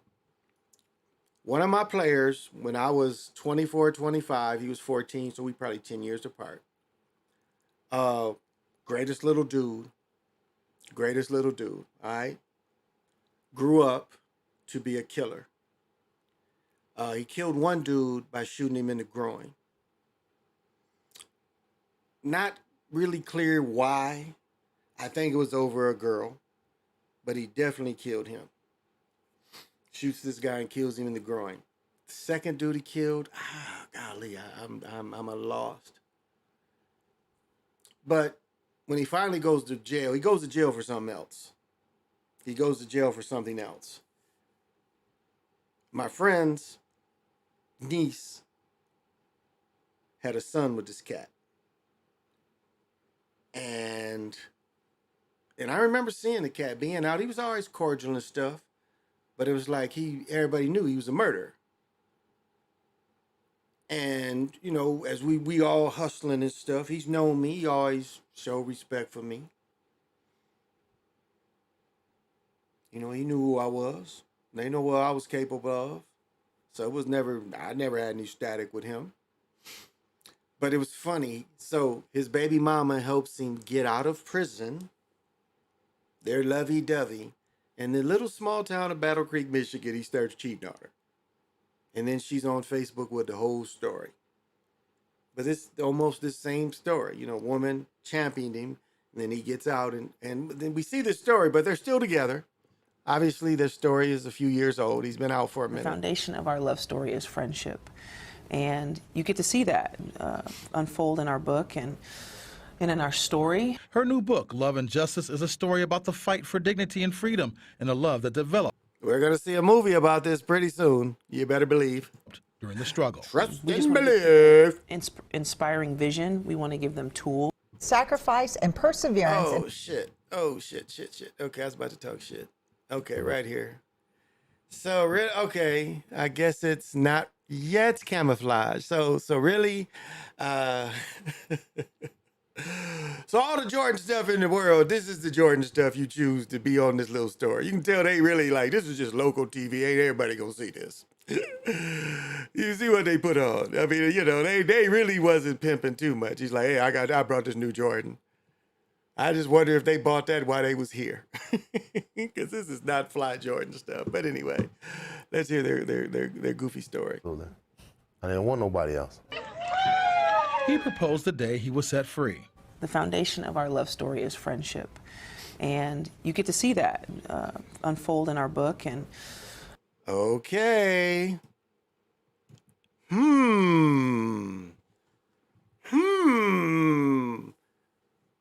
Super Sly, please give me permission. Please give me permission, Super Sly. What are we doing? What are we doing? What are we doing? What are we doing?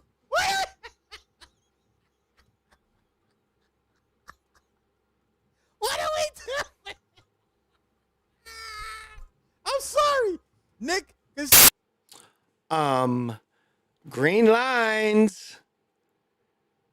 She is in the front. She is in front of him.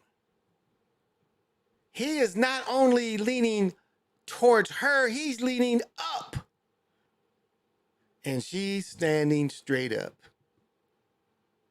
Wow. Wow. Wow.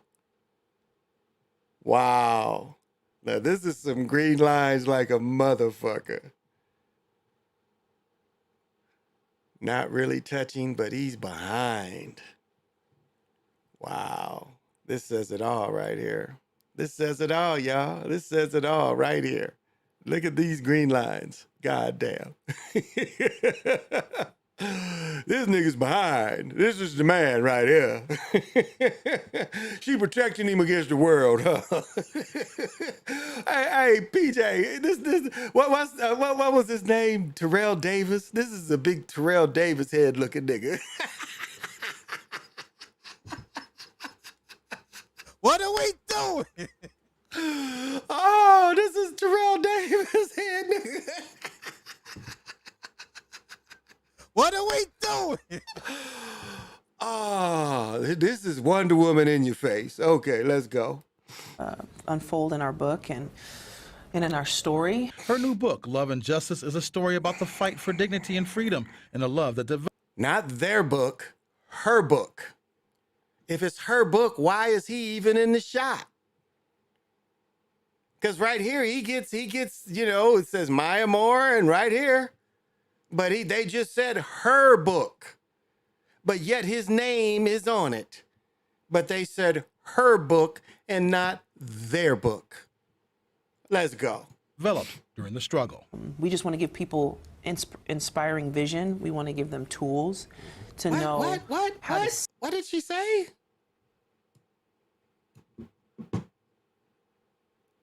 We want to give them tools to know how to see better, how to feel better, and how to act better. Because we're all on the same team. No, you said so. How to see better. Okay, before that. To give them tools to know. Before your tools, you said something That else. developed during the struggle. We just want to give people inspiring vision. Oh, she wanted to give what? Inspiring vision. You got to have vision to see that they on some bullshit. But okay, let's go inspiring vision. Maya? We want to give them tools to. And like, look, even look here, you know, even look at this body language. Even here, okay, even here, she's sitting up, alert, not laying back. He's laying back, relaxed. Do you see? I mean, even this is a power position. He's not alert, he's deferring. This is a look of deferring. And again, even this scooted up a little more, you know, shows the dynamic. I mean, you're on TV and you're wearing this ugly stuff and you ain't sitting up and like into it. You're deferring. What are we doing? It's going down like this, motherfucker. It's going down like this. Know how to see better, how to feel better, how to act better. How you think this nigga feel?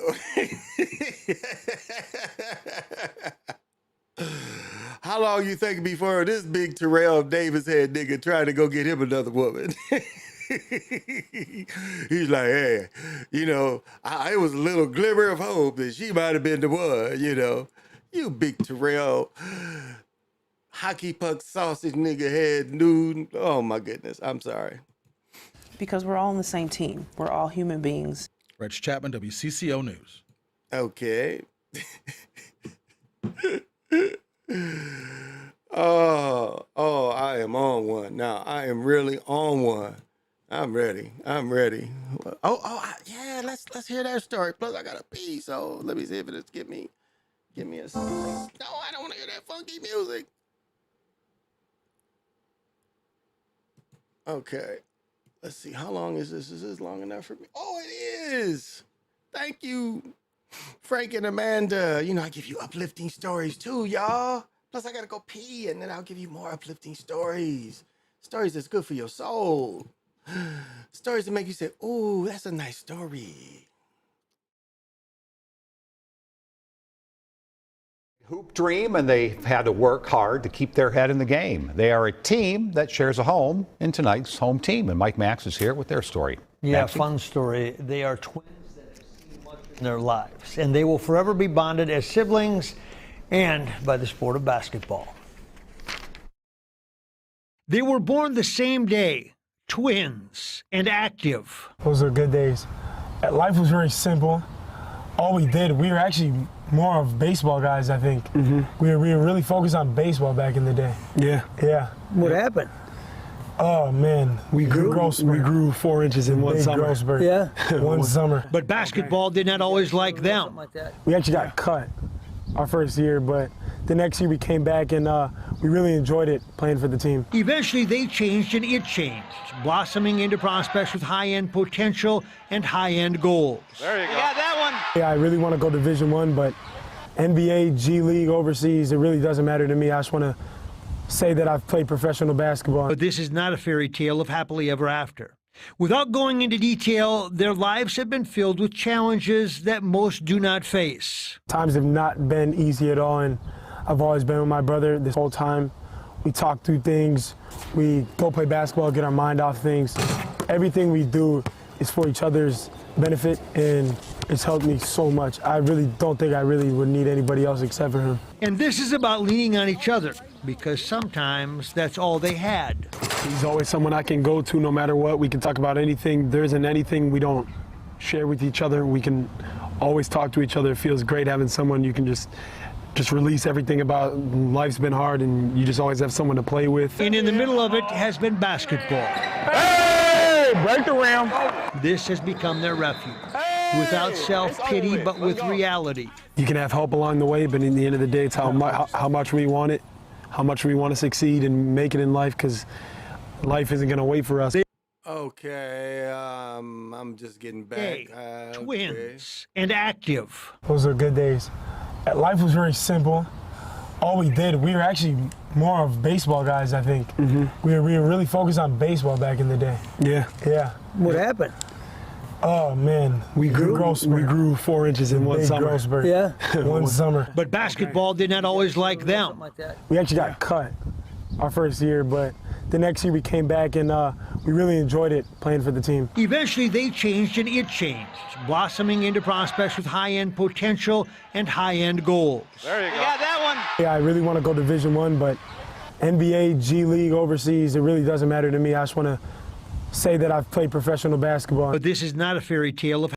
I'm trying to, this is not making a lot of sense. Okay, this would be St. Louis Park High School. I've been here before.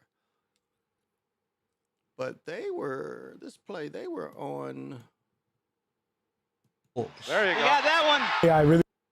So their dark jerseys at St. Louis Park does not make sense because high school, you wear white at home. So who are they playing for? Now, this is why Zeta lost in the semifinals too. So maybe this wouldn't, they were playing, okay, I did get to see these guys play. Okay, that's making more sense. This is why Zeta, and they're in white, right? See, they changed and... Yes, so this makes sense. They played at Wyzetta, and Wyzetta, I want to say lost in the semifinals. It changed, blossoming into... Okay. In a way, but in the end of the day, it's how much we want it, how much we want to succeed and make it in life, because... Now here they say that St. Louis Park. Okay, I was mistaken, but maybe that was AAU game we were watching. Life isn't going to wait for us. They are each other's best friends and best competition. And you two always get along? Not always. No. Not for 1v1. They are on an AAU circuit, part of a program that demands discipline, something they are keenly aware they need. It means a lot, playing with a lot of people who know how to win and know what it takes to win. It's really making me better, and the people around me just are very competitive. Because the two boys want to maintain their unbreakable bond that started before they were even aware and have learned the hard lessons of life. In reality, nobody really cares as much as you think they do. I got it. And you just have to keep excelling. I saw at least 2 sets of twins on different teams. I please forgive me. I didn't know about these 2 guys. At what you're doing. And in part because of basketball, that bond is bigger. It's a brotherhood. You got his back, right? It's got my back. Of course, got my back. Yeah, they have some outstanding people in their lives helping them get there. Didn't really say. Did I miss it? What year they are? Did I miss what year? Can get twin brothers. They both have a big hoop dream, and they've had to work hard to keep their head in the game. They are a team that shares a home in tonight's home team, and Mike Max is here with their story. Yeah, Maxie? fun story. They are twins that have seen much in their lives, and they will forever be bonded as siblings and by the sport of basketball. They were born the same day, They twins don't tell. and active. Those are good days. Life was very simple. All we did, we were actually more... Okay, I don't think they tell what year they are, so... Okay. Somebody wants them to be seen. Basketball great Maya Moore is sharing her. Enough about her and Terrell Davis.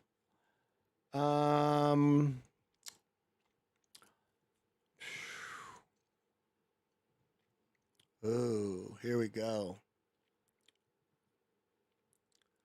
Says already. Okay, let's hear it. I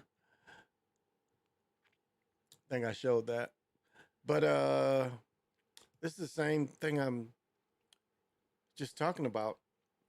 I want them to explain the drought to me, because I just don't understand how after record-breaking snow, record-breaking floods, they're saying it's drought near my area, not just in Canada. So let's hear what they have to say.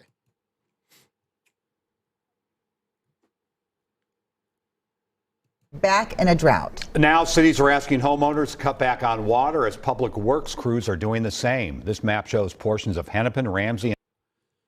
Okay, and I think the way the Mississippi runs, the Mississippi runs like this. Okay, you see all this? This is Mississippi. Well, let me see. Yeah. This is Mississippi. It'd be like this. It kind of runs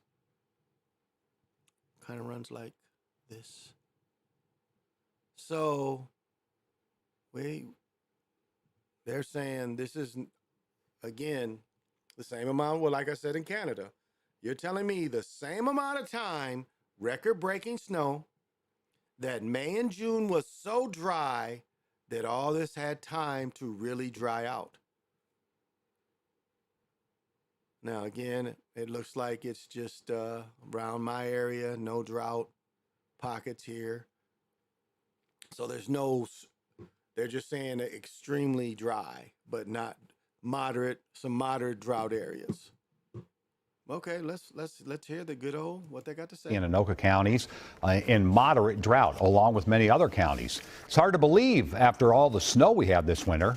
Adam Duxter spoke with some homeowners who are willing to sacrifice. What did he say? And this is a key. Homeowners who are willing to sacrifice for the greater good.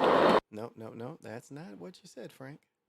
Duxter spoke with some homeowners who are willing to where is it? Moderate drought, along with many other counties. It's hard to believe. Okay, what did you say, Frank?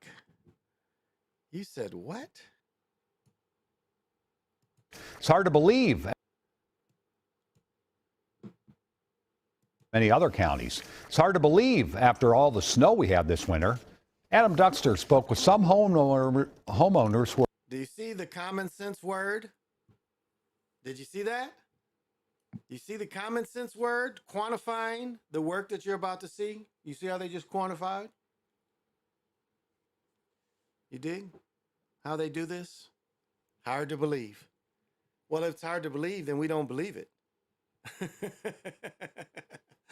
See, do you see that? If it's hard to believe, we don't believe it.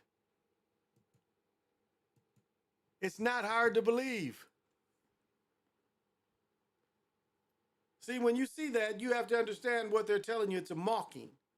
They're mocking us by this story because it's a narrative. We see what they're saying in Canada. And so you would almost look at this as they're setting us up to say there's these abnormally dry areas are going to end up, possibly being fire areas too. And then trying to say that fires from Minnesota and fires from Canada, we're all going to be suffering from. Hard to believe. That's a mocking. That's saying the common sense people, the people that know, you hear this and you say, okay, why would they say that? Why would they say that? Why would they have to quantify? And if you guys don't know what quantifying is, it's like the George Floyd, on my mama, man.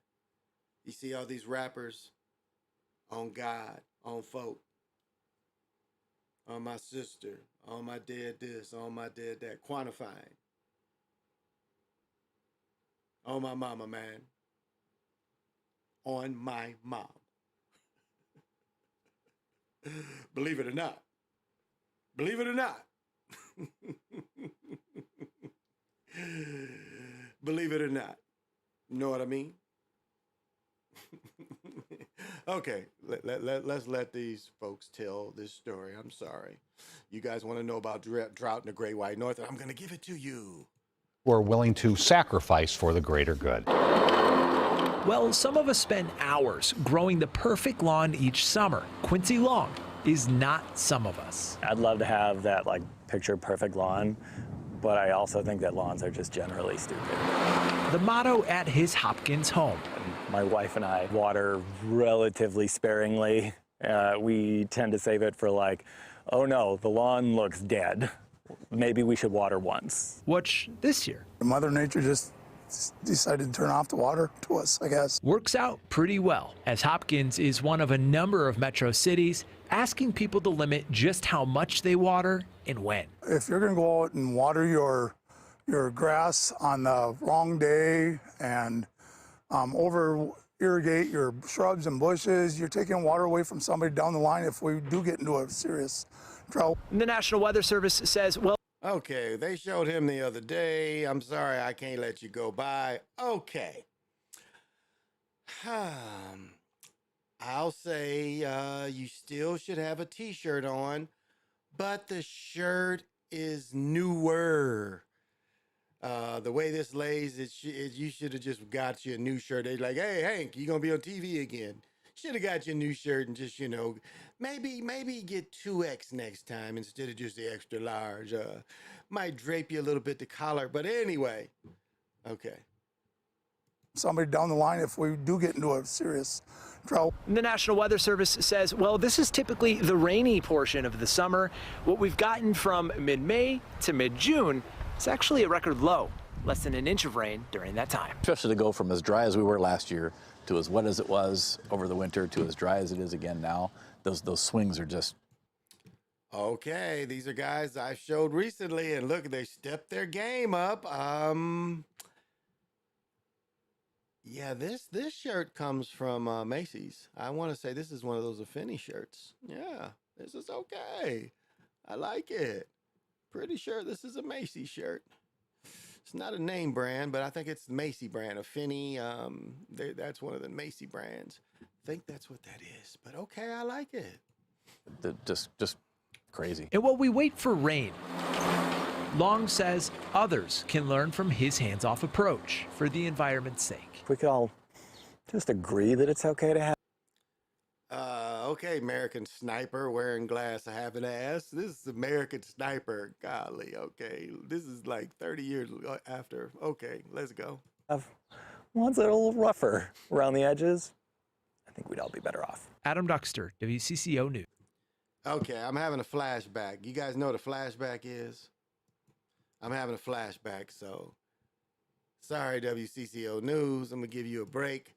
I'm having a flashback, so I've got to give you guys my flashback. Okay. Parts I forgot. All right, there's the parts that I forgot. Yeah, so they show when they finally beat the, what's his name, the Eviltron, Terratron. Yeah, so when they finally beat the Terratron, they go around Terratron and they cut his Achilles, like the myth of the Achilles. Like when they finally start breaking Terratron, they cut him as the Achilles. I forgot to put that out there, but right here though. Okay, so yeah. There's the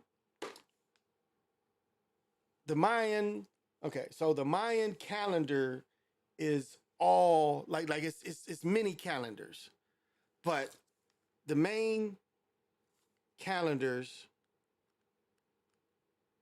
Let's see if I can really show this, because he does show this, and if I can find it in a timely manner, how it kind of works. But they show this in animation.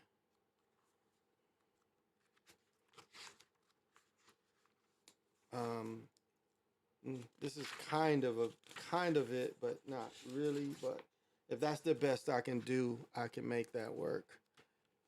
But it's another one, so I can make this one work too. But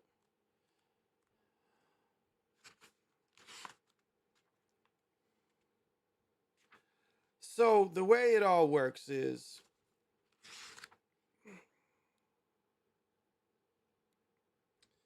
there's as I've explained before, like when I tell the Mayan date, the Mayan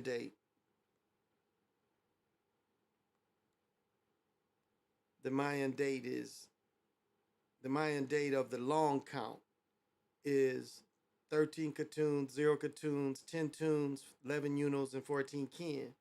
And the token date, see, the token date is 6 kin, and then you have the Habib date is 7 sots. Stots. Okay. So all these come together.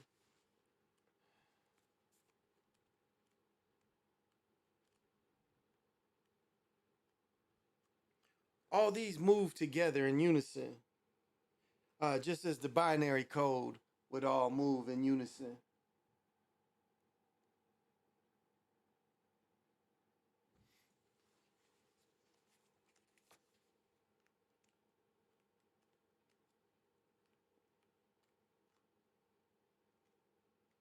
And I don't know anywhere else I could look this up. I'd have to download it, but this is more of a true representation. Is this? As you see the wheels of turning each other as time passes, as you look at all these as different wheels, and they're wheels of the days and weeks and years, and how they all integrate. Now, what this specific wheel is this, these are all the 20 days. So this shows you how all the days correlate, how they move each other, and just the days.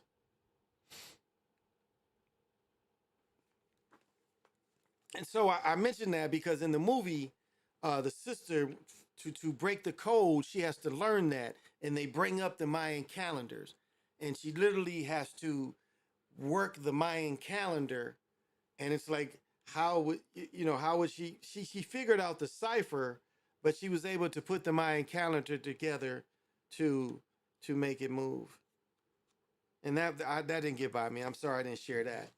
And that it was another part I missed that I forgot to share that I picked up. So the other part I picked up is so that her putting the calendars together, moving all the calendars together was part of breaking the code. Again, this is Mayan science, Omen Mayan science, because really the calendars come from the Omen. And that was kind of this is a point too that even just hit me. So it is a big emphasis that life came from America in this movie, kind of an undertone, because how one of the keys was hidden in Kemet. They hid something that looked like it was Kemetic, and then they hid the other one in the Americas. And then the prime bots go to the Americas. So it's a lot of that life came out of the Americas in that, and then throwing the Mayan calendar and being the key to controlling the key, if you understand that. So that was kind of genius that they put that in there. Something else they said though, something else that caught me. This was like straight. I think this is Knight Templar. This quote is Knights Templar. Is your sacrifice becomes our oath. I think that's a Knights Templar oath.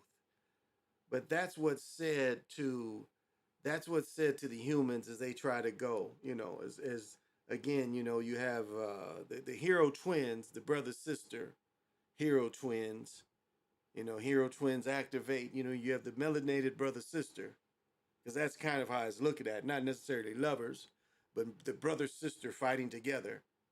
Melanated people breaking down secrets of the Americas together. They have like an innate, especially the sister. It's like she has an innate ability to break down this ancient American, like she had been trained her whole life for breaking down this ancient American, science from studying everything around the world. But yet she had studied and took note enough to see the uniqueness, because she breaks down the first thing looks like it's Egyptian, and that it really wasn't. It was just hidden as Egyptian. So it makes you think that the key was once in America, and they broke it in two, and then later took the key to a younger civilization across the world, and hid it in their fractals, being Horus or the Falcon. So it's a lot of that in the movie. I would give it that. It is a lot of that. But yeah, the oath, the saying, your sacrifice are our oath. I'm pretty sure is a Knights Templar statement. They did show where at the end they leave in a Stargate. They do show reference to a Stargate. Not in use, but the fractal of the Stargate. So, yeah.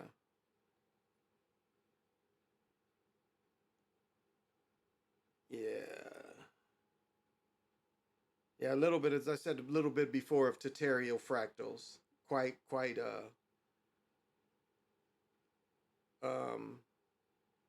and the other thing I did mention, they can't take credit for human, it wasn't, I put involvement for human engineering. That they couldn't take credit for that. That the GoBots couldn't take credit for things that human had built. And so when they were talking about what was built in Peru, the GoBots was telling them, no, this shit, we can't take credit. This shit was here. We didn't build this shit. So that's a good point too. So yeah, I think that was the only thing I missed. But they really was emphasizing it doesn't come from Kemet, it's something else. They emphasized that. No, not Kemet, from something else. That was emphasized. Now I think back about it. Not from Kemet, something else.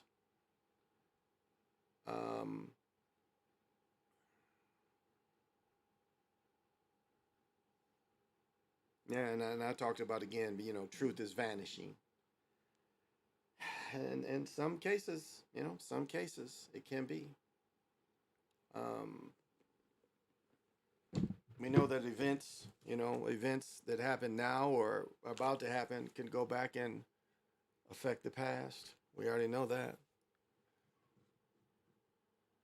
I mean, events, some that ripple through time don't just ripple through time to just affect the now, it affects the past.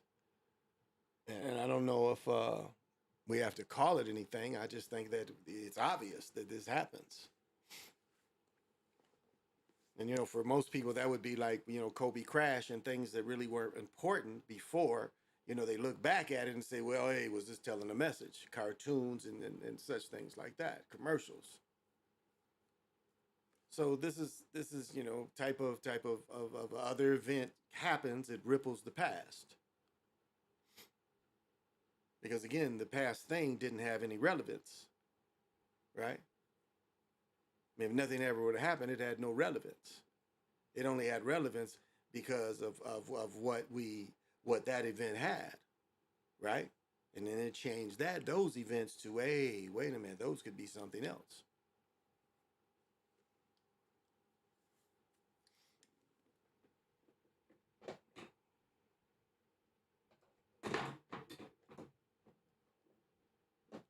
Whoa. Come back. Ooh. That lit me up. I don't know if I needed all that. That's bright. Give me some cooler light. Yes, I can abide by that. Maybe even a little darker. Not red. Where is it? Oh. Okay, blue. No, not gold, not orange. I'll just stay blue. I'm wearing all the blue. I wear blue because blue's my favorite color.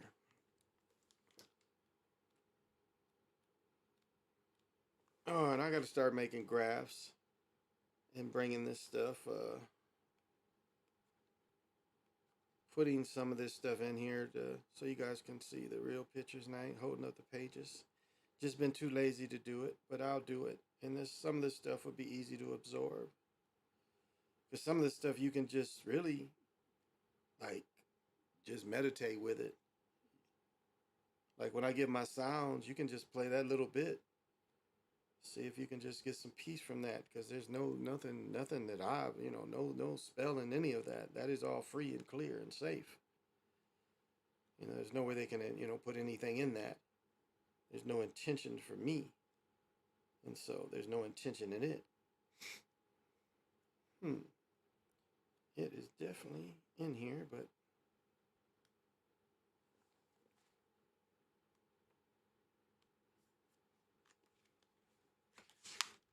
because there's one picture that kind of shows where they all mingle. All the calendars move.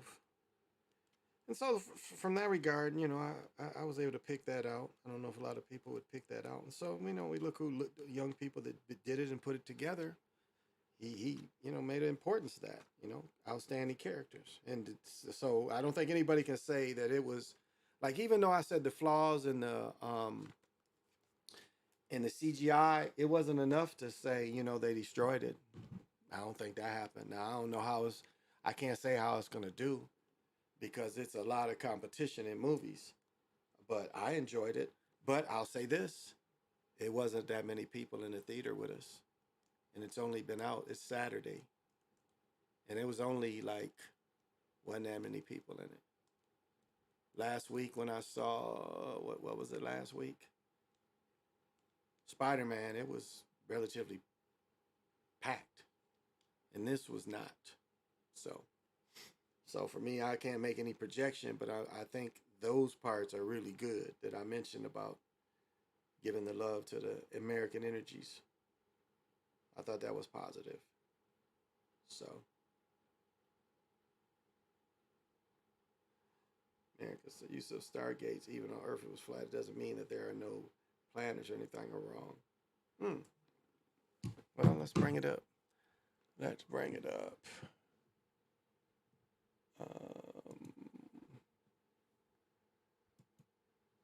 We will bring it up, Jeffrey Lane. I want to answer from Believe It or Not.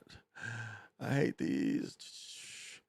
So it says with the use of stargates, even if Earth was flat, it doesn't mean that there are no airplanes. Well, okay.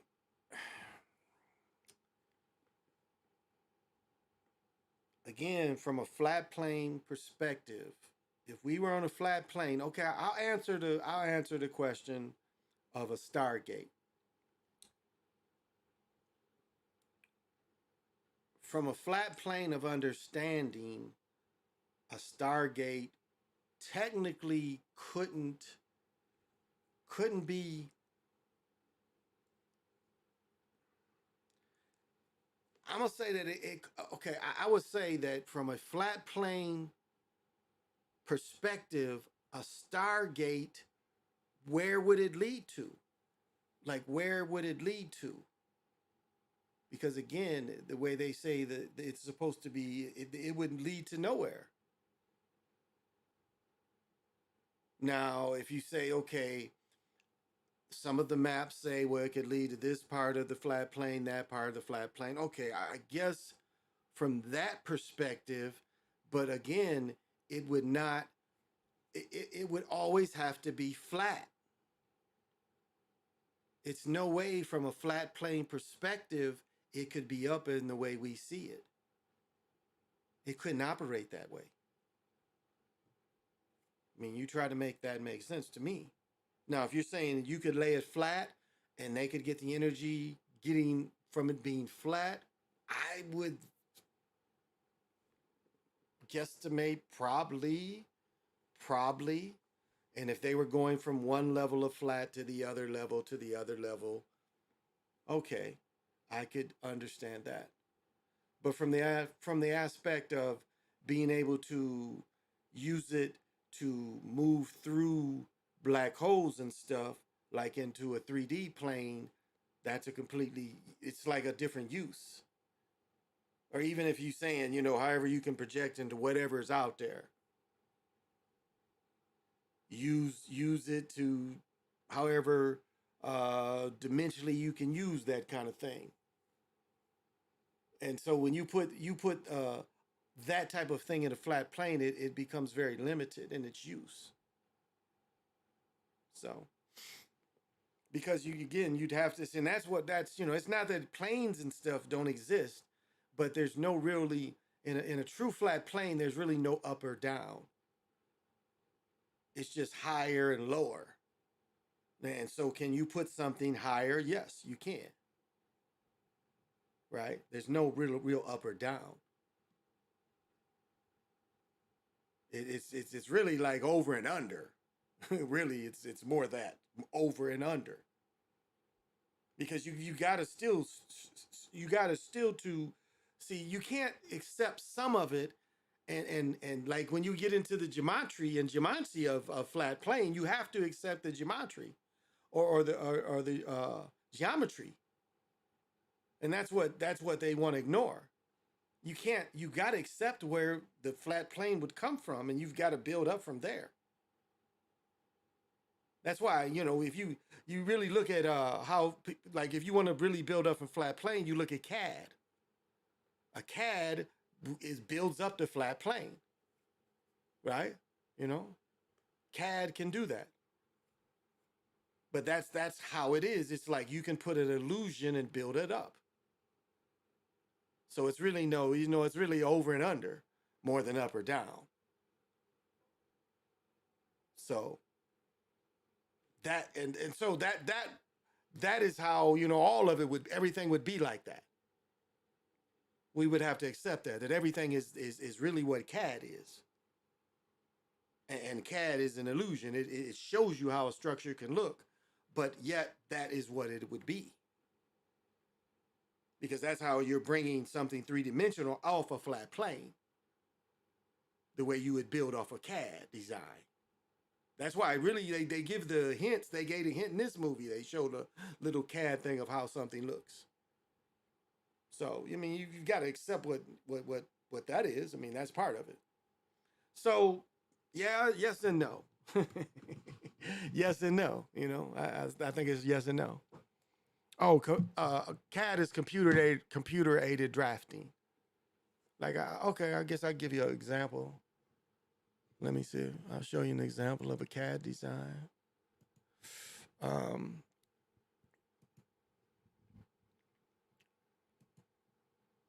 Pretty sure they could let me look it up.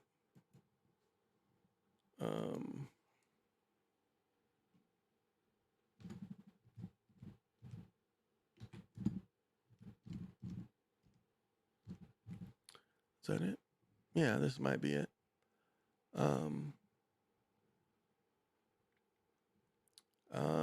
Yes and no. This is not. Well, it is and it isn't. Okay.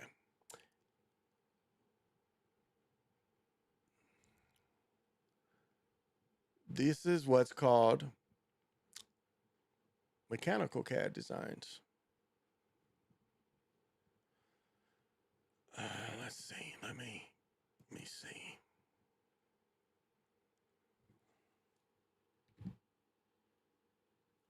Let's go.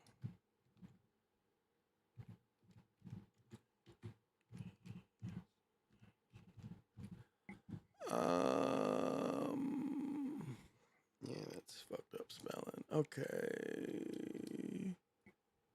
Okay, maybe I can get it right here instead to show you how it's built up. Yes and no. Yeah, this is it and not it. All right, this is it and not it, but this is close as I'm getting.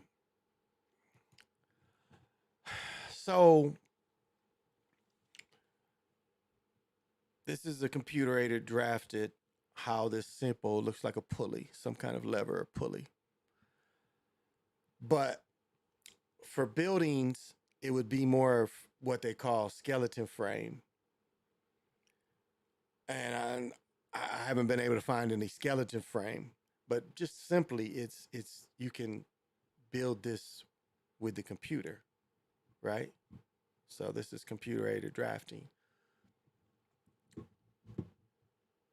And that's not really, but I'm trying to show you when they build buildings, how they do it. Not just a simple part. I mean, the building is the point. And I don't, so far,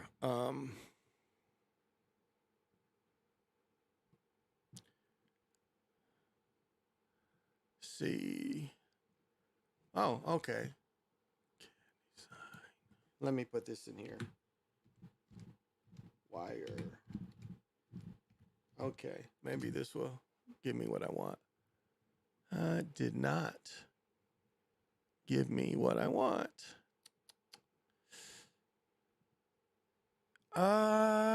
Is this close? Not really. Okay, kind of, sort of, but not really. Kind of, sort of, but not really. This is close as I can find, and this is a window frame. And this window frame is put in space. So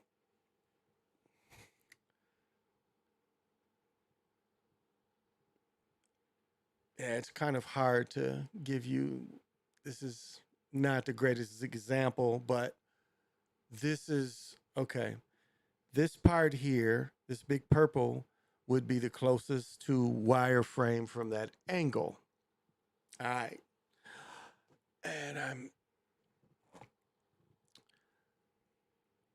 I don't know if I can expand it. Because this seems like to be the same. Okay, this is showing more of the same design. Okay. So you build up from this. Everything is really wireframe. All right. For this 3D flat plane to exist, everything would actually have to be this wireframe. Everything we see would have to just be wireframe. I mean, it would be no other way to it exist, because in a flat plane, again, it's up and or where it's over and under, because it just could not exist. Because like if you look at this white and just flat, that's all it can exist is like sideways. The only way it really can exist is sideways. So everything has to spread out. And that's why they tell you, you got like one here, one civilization here, one civilization there, because that's the only way it can move. It can only just keep moving sideways. Do you understand? It can only move sideways. And so they found out a way to build up is through wireframe. And of course, look at this picture behind me, and this is a prime example of wireframe. I'm sorry, it was around me all around, and I didn't point it out. You see this picture right there? To put it up, you see a skeleton of a building, right? Right? You see a skeleton of a building is technically steel wireframe. It is steel wireframe, right? But they've had all along this, I mean, it's the same. This is the same. Even though this isn't steel, it's the same. All right? Because that's the only way they could express it was using the steel. But they've evolved to they don't even need the steel anymore. They can just put it together like this. You see how it's evolved. So if we're on that, that's what it, that's part of what it would be. This is wireframe right behind me. But it's just trying to show you from a that's why, again, this is steel, and that would have to be, illusion. And I'm sorry that I got caught up. This is why in this dimension, this is steel. And they have to put the wireframe in steel because it's a different type of mass than what would be in a flat plane. It's just the mass would have to be different. And I ain't even saying we got to be on a ball moving. I'm just saying, given what I'm working with, given what we are working with on from just looking at this common thing, you'd have to, if you accept that, you'd have to accept the other. That's all. That's all. And a lot of them don't. They take a lot of people pick and choose. You can't just pick and choose. You got to accept it all. And that's, go with what works. And a lot of times they ignore like common stuff that would work. I think. I think common things. basically was able to make CADs in his mind. Yeah. I would say yeah. He was probably definitely.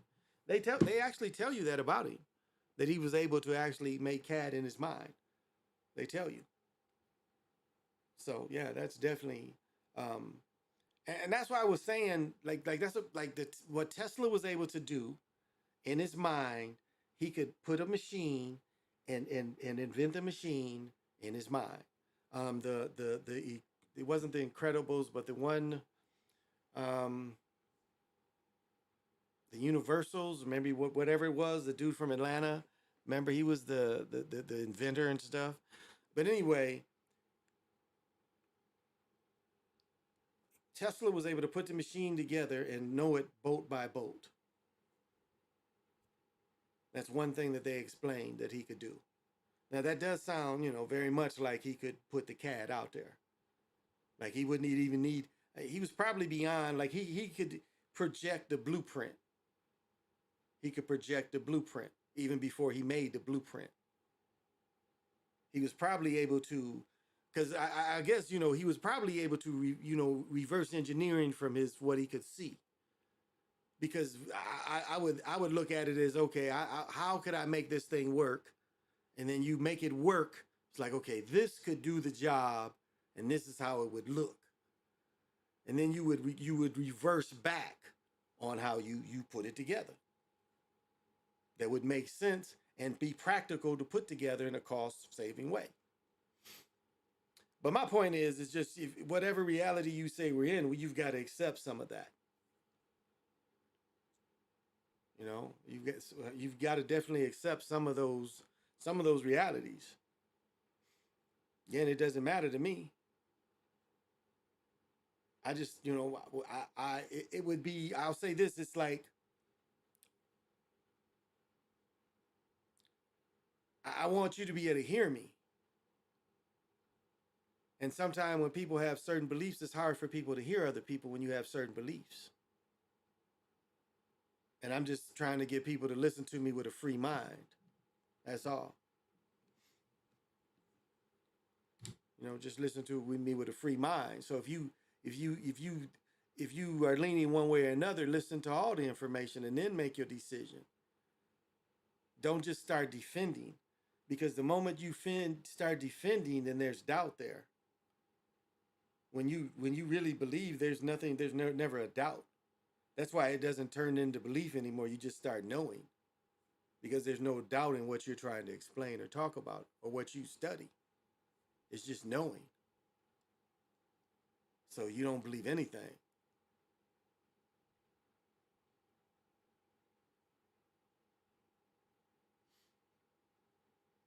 And so that's my best advice I could give anybody. is get it like that.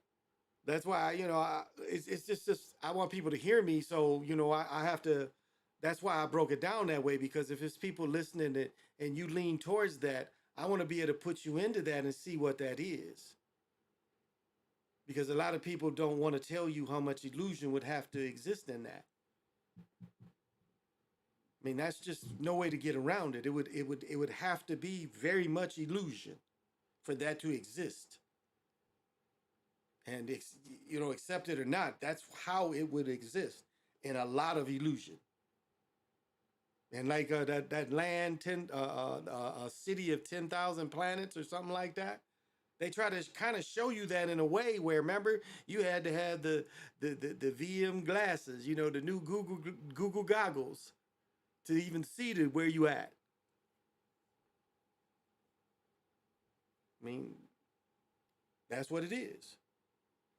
So if I have to go into that, I go into that knowing I'm into that. Or if I'm talking to people that's into that, I got to go into that. Because it's like the same thing. It's real and fake at the same time. Because other elements of that definitely can be real. And it was very much like this, watching the movie tonight. The Transformer movie, it's like the way scenes move.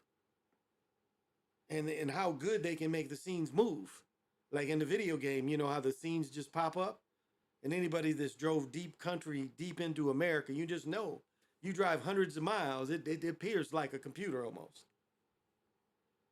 You see horizon, you see the mountains, you see down in the gullies, but it becomes very almost very much so like a video game and the way video game things pop up.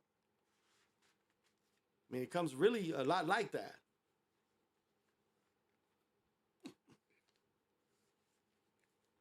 Like Tascam, but goddamn.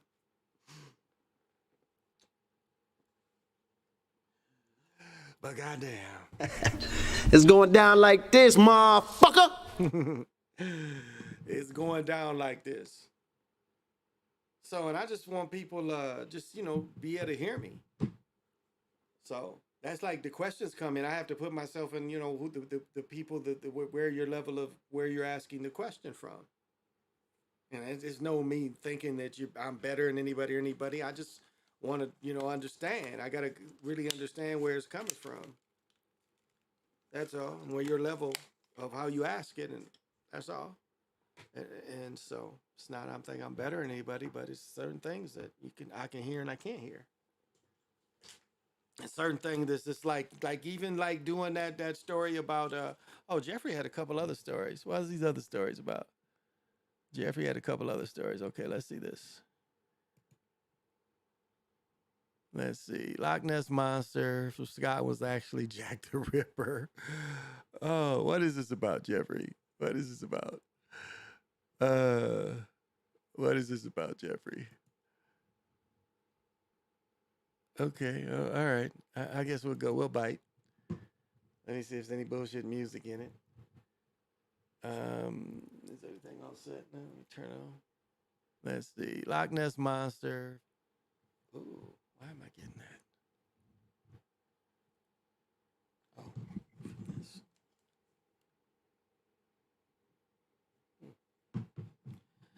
Not from that one.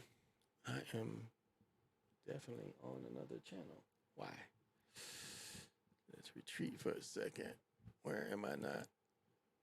Oh, I'm sorry, guys. Sorry for giving you the double. I'm sorry. Yeah, sorry for giving you the double. Okay, I can bring this in now. Sorry, I was giving you the double thing. But here we go. Maybe this is better. Is this? Strange Bullshit music. persons. Lost continents. Examine these mysteries to determine. He played Johnny Zero. What was his name? Johnny Zero. He played a crazy movie.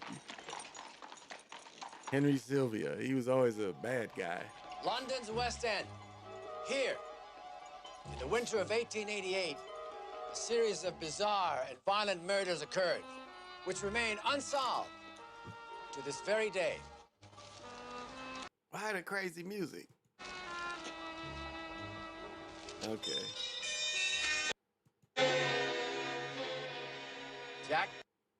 Jack the Ripper. Isn't there a way I can close caption this shit? Okay. And I can turn him off and we can close caption this shit. Jack the Ripper.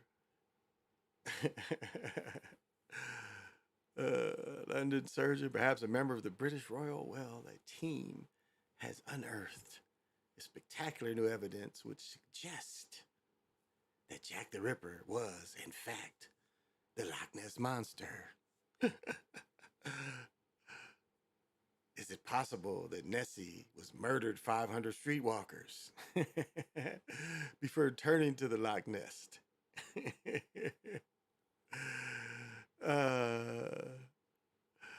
This is definitely a believe it or not. I ain't showing that shit. That shit is goofy. That shit's goofy. I'm sorry. I'm sorry. That's goofy. It's okay. That is definitely a believe it or not. Definitely. That's a not. Okay, let's see if it's the other one you got. That one was a not. I played a little of the voice, but that one was a not. Jack meets the Tet. What? What is this? Jack the Tet. Oh, now this might be interesting. Okay. Okay, this might be interesting. Let's see, is this, we got the closed caption still on? Yes, let's go. Let's see. At headway speed. Entering headway. Okay, we gonna. I don't want to get hit for playing their bullshit music. Okay, ain't this on? Oh.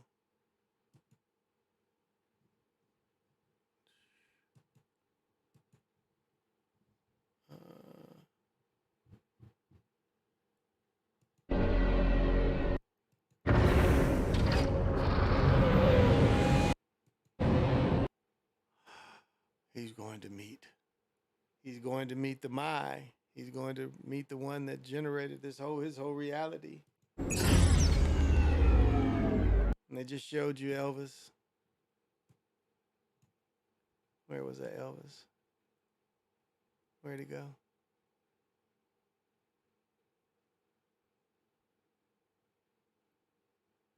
No, where'd Elvis go?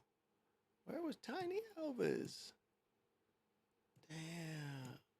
There's Tiny Elvis. Okay. Cut to Tiny Elvis. No. Can't find Tiny Elvis. Somewhere in there. Tiny Elvis. Where's Tiny Elvis? All right. I'm obsessing. All right. Let's go.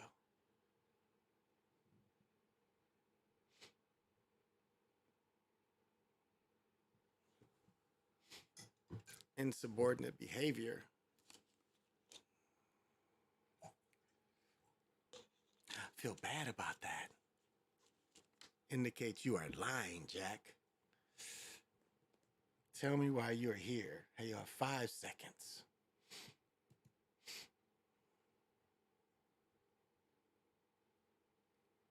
I want you here to live. I want your species to survive. This is the only way.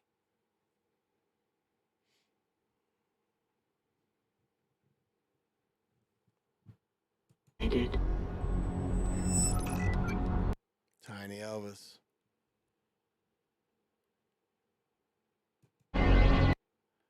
Tiny Elvis.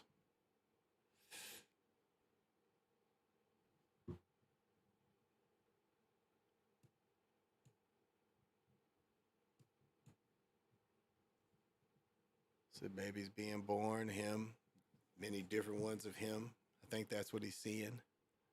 All the different ones of him. And we see this in the Matrix too. We see the same kind of thing in the Matrix. The many hymns. Remember the Smiths? Me, me, me. Everybody's me.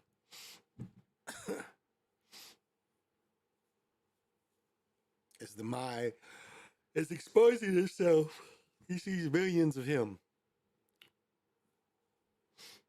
And hers. And him. So even is he real?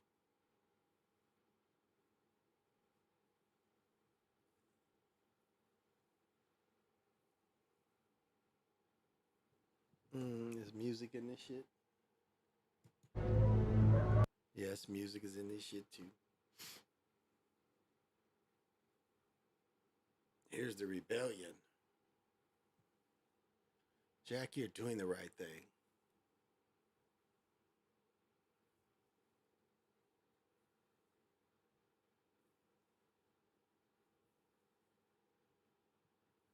From Rome, the city you destroyed. It's classic. There's a guy. Held the bridge alone against all Gracious said was.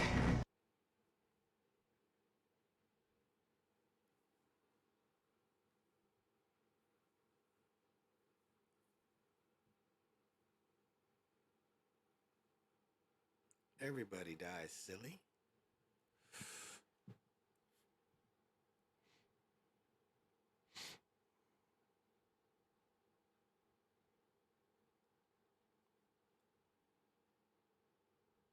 No, it's not.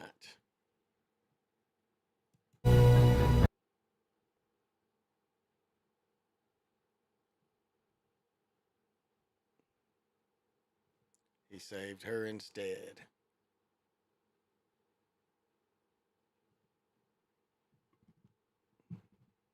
Tricked the machine.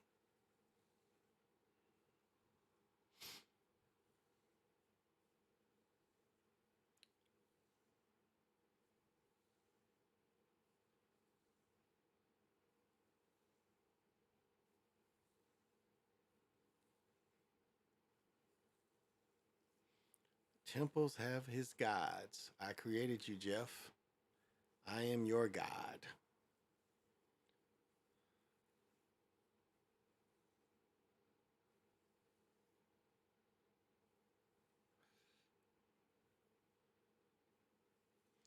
You, Sally. He was able to destroy the pyramid that had been regenerating his reality. So he kills the machine by killing the Mai. All right. Okay. Oh my goodness. Let me give you guys a great reality breakdown I did.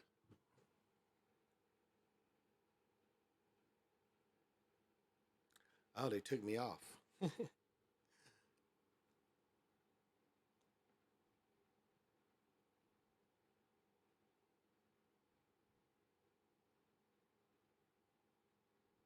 Really?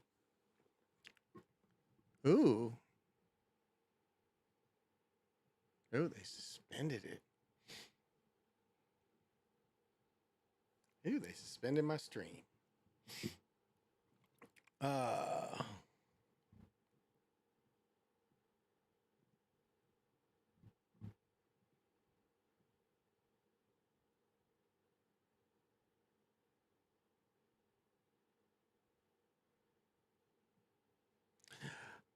They suspended the stream.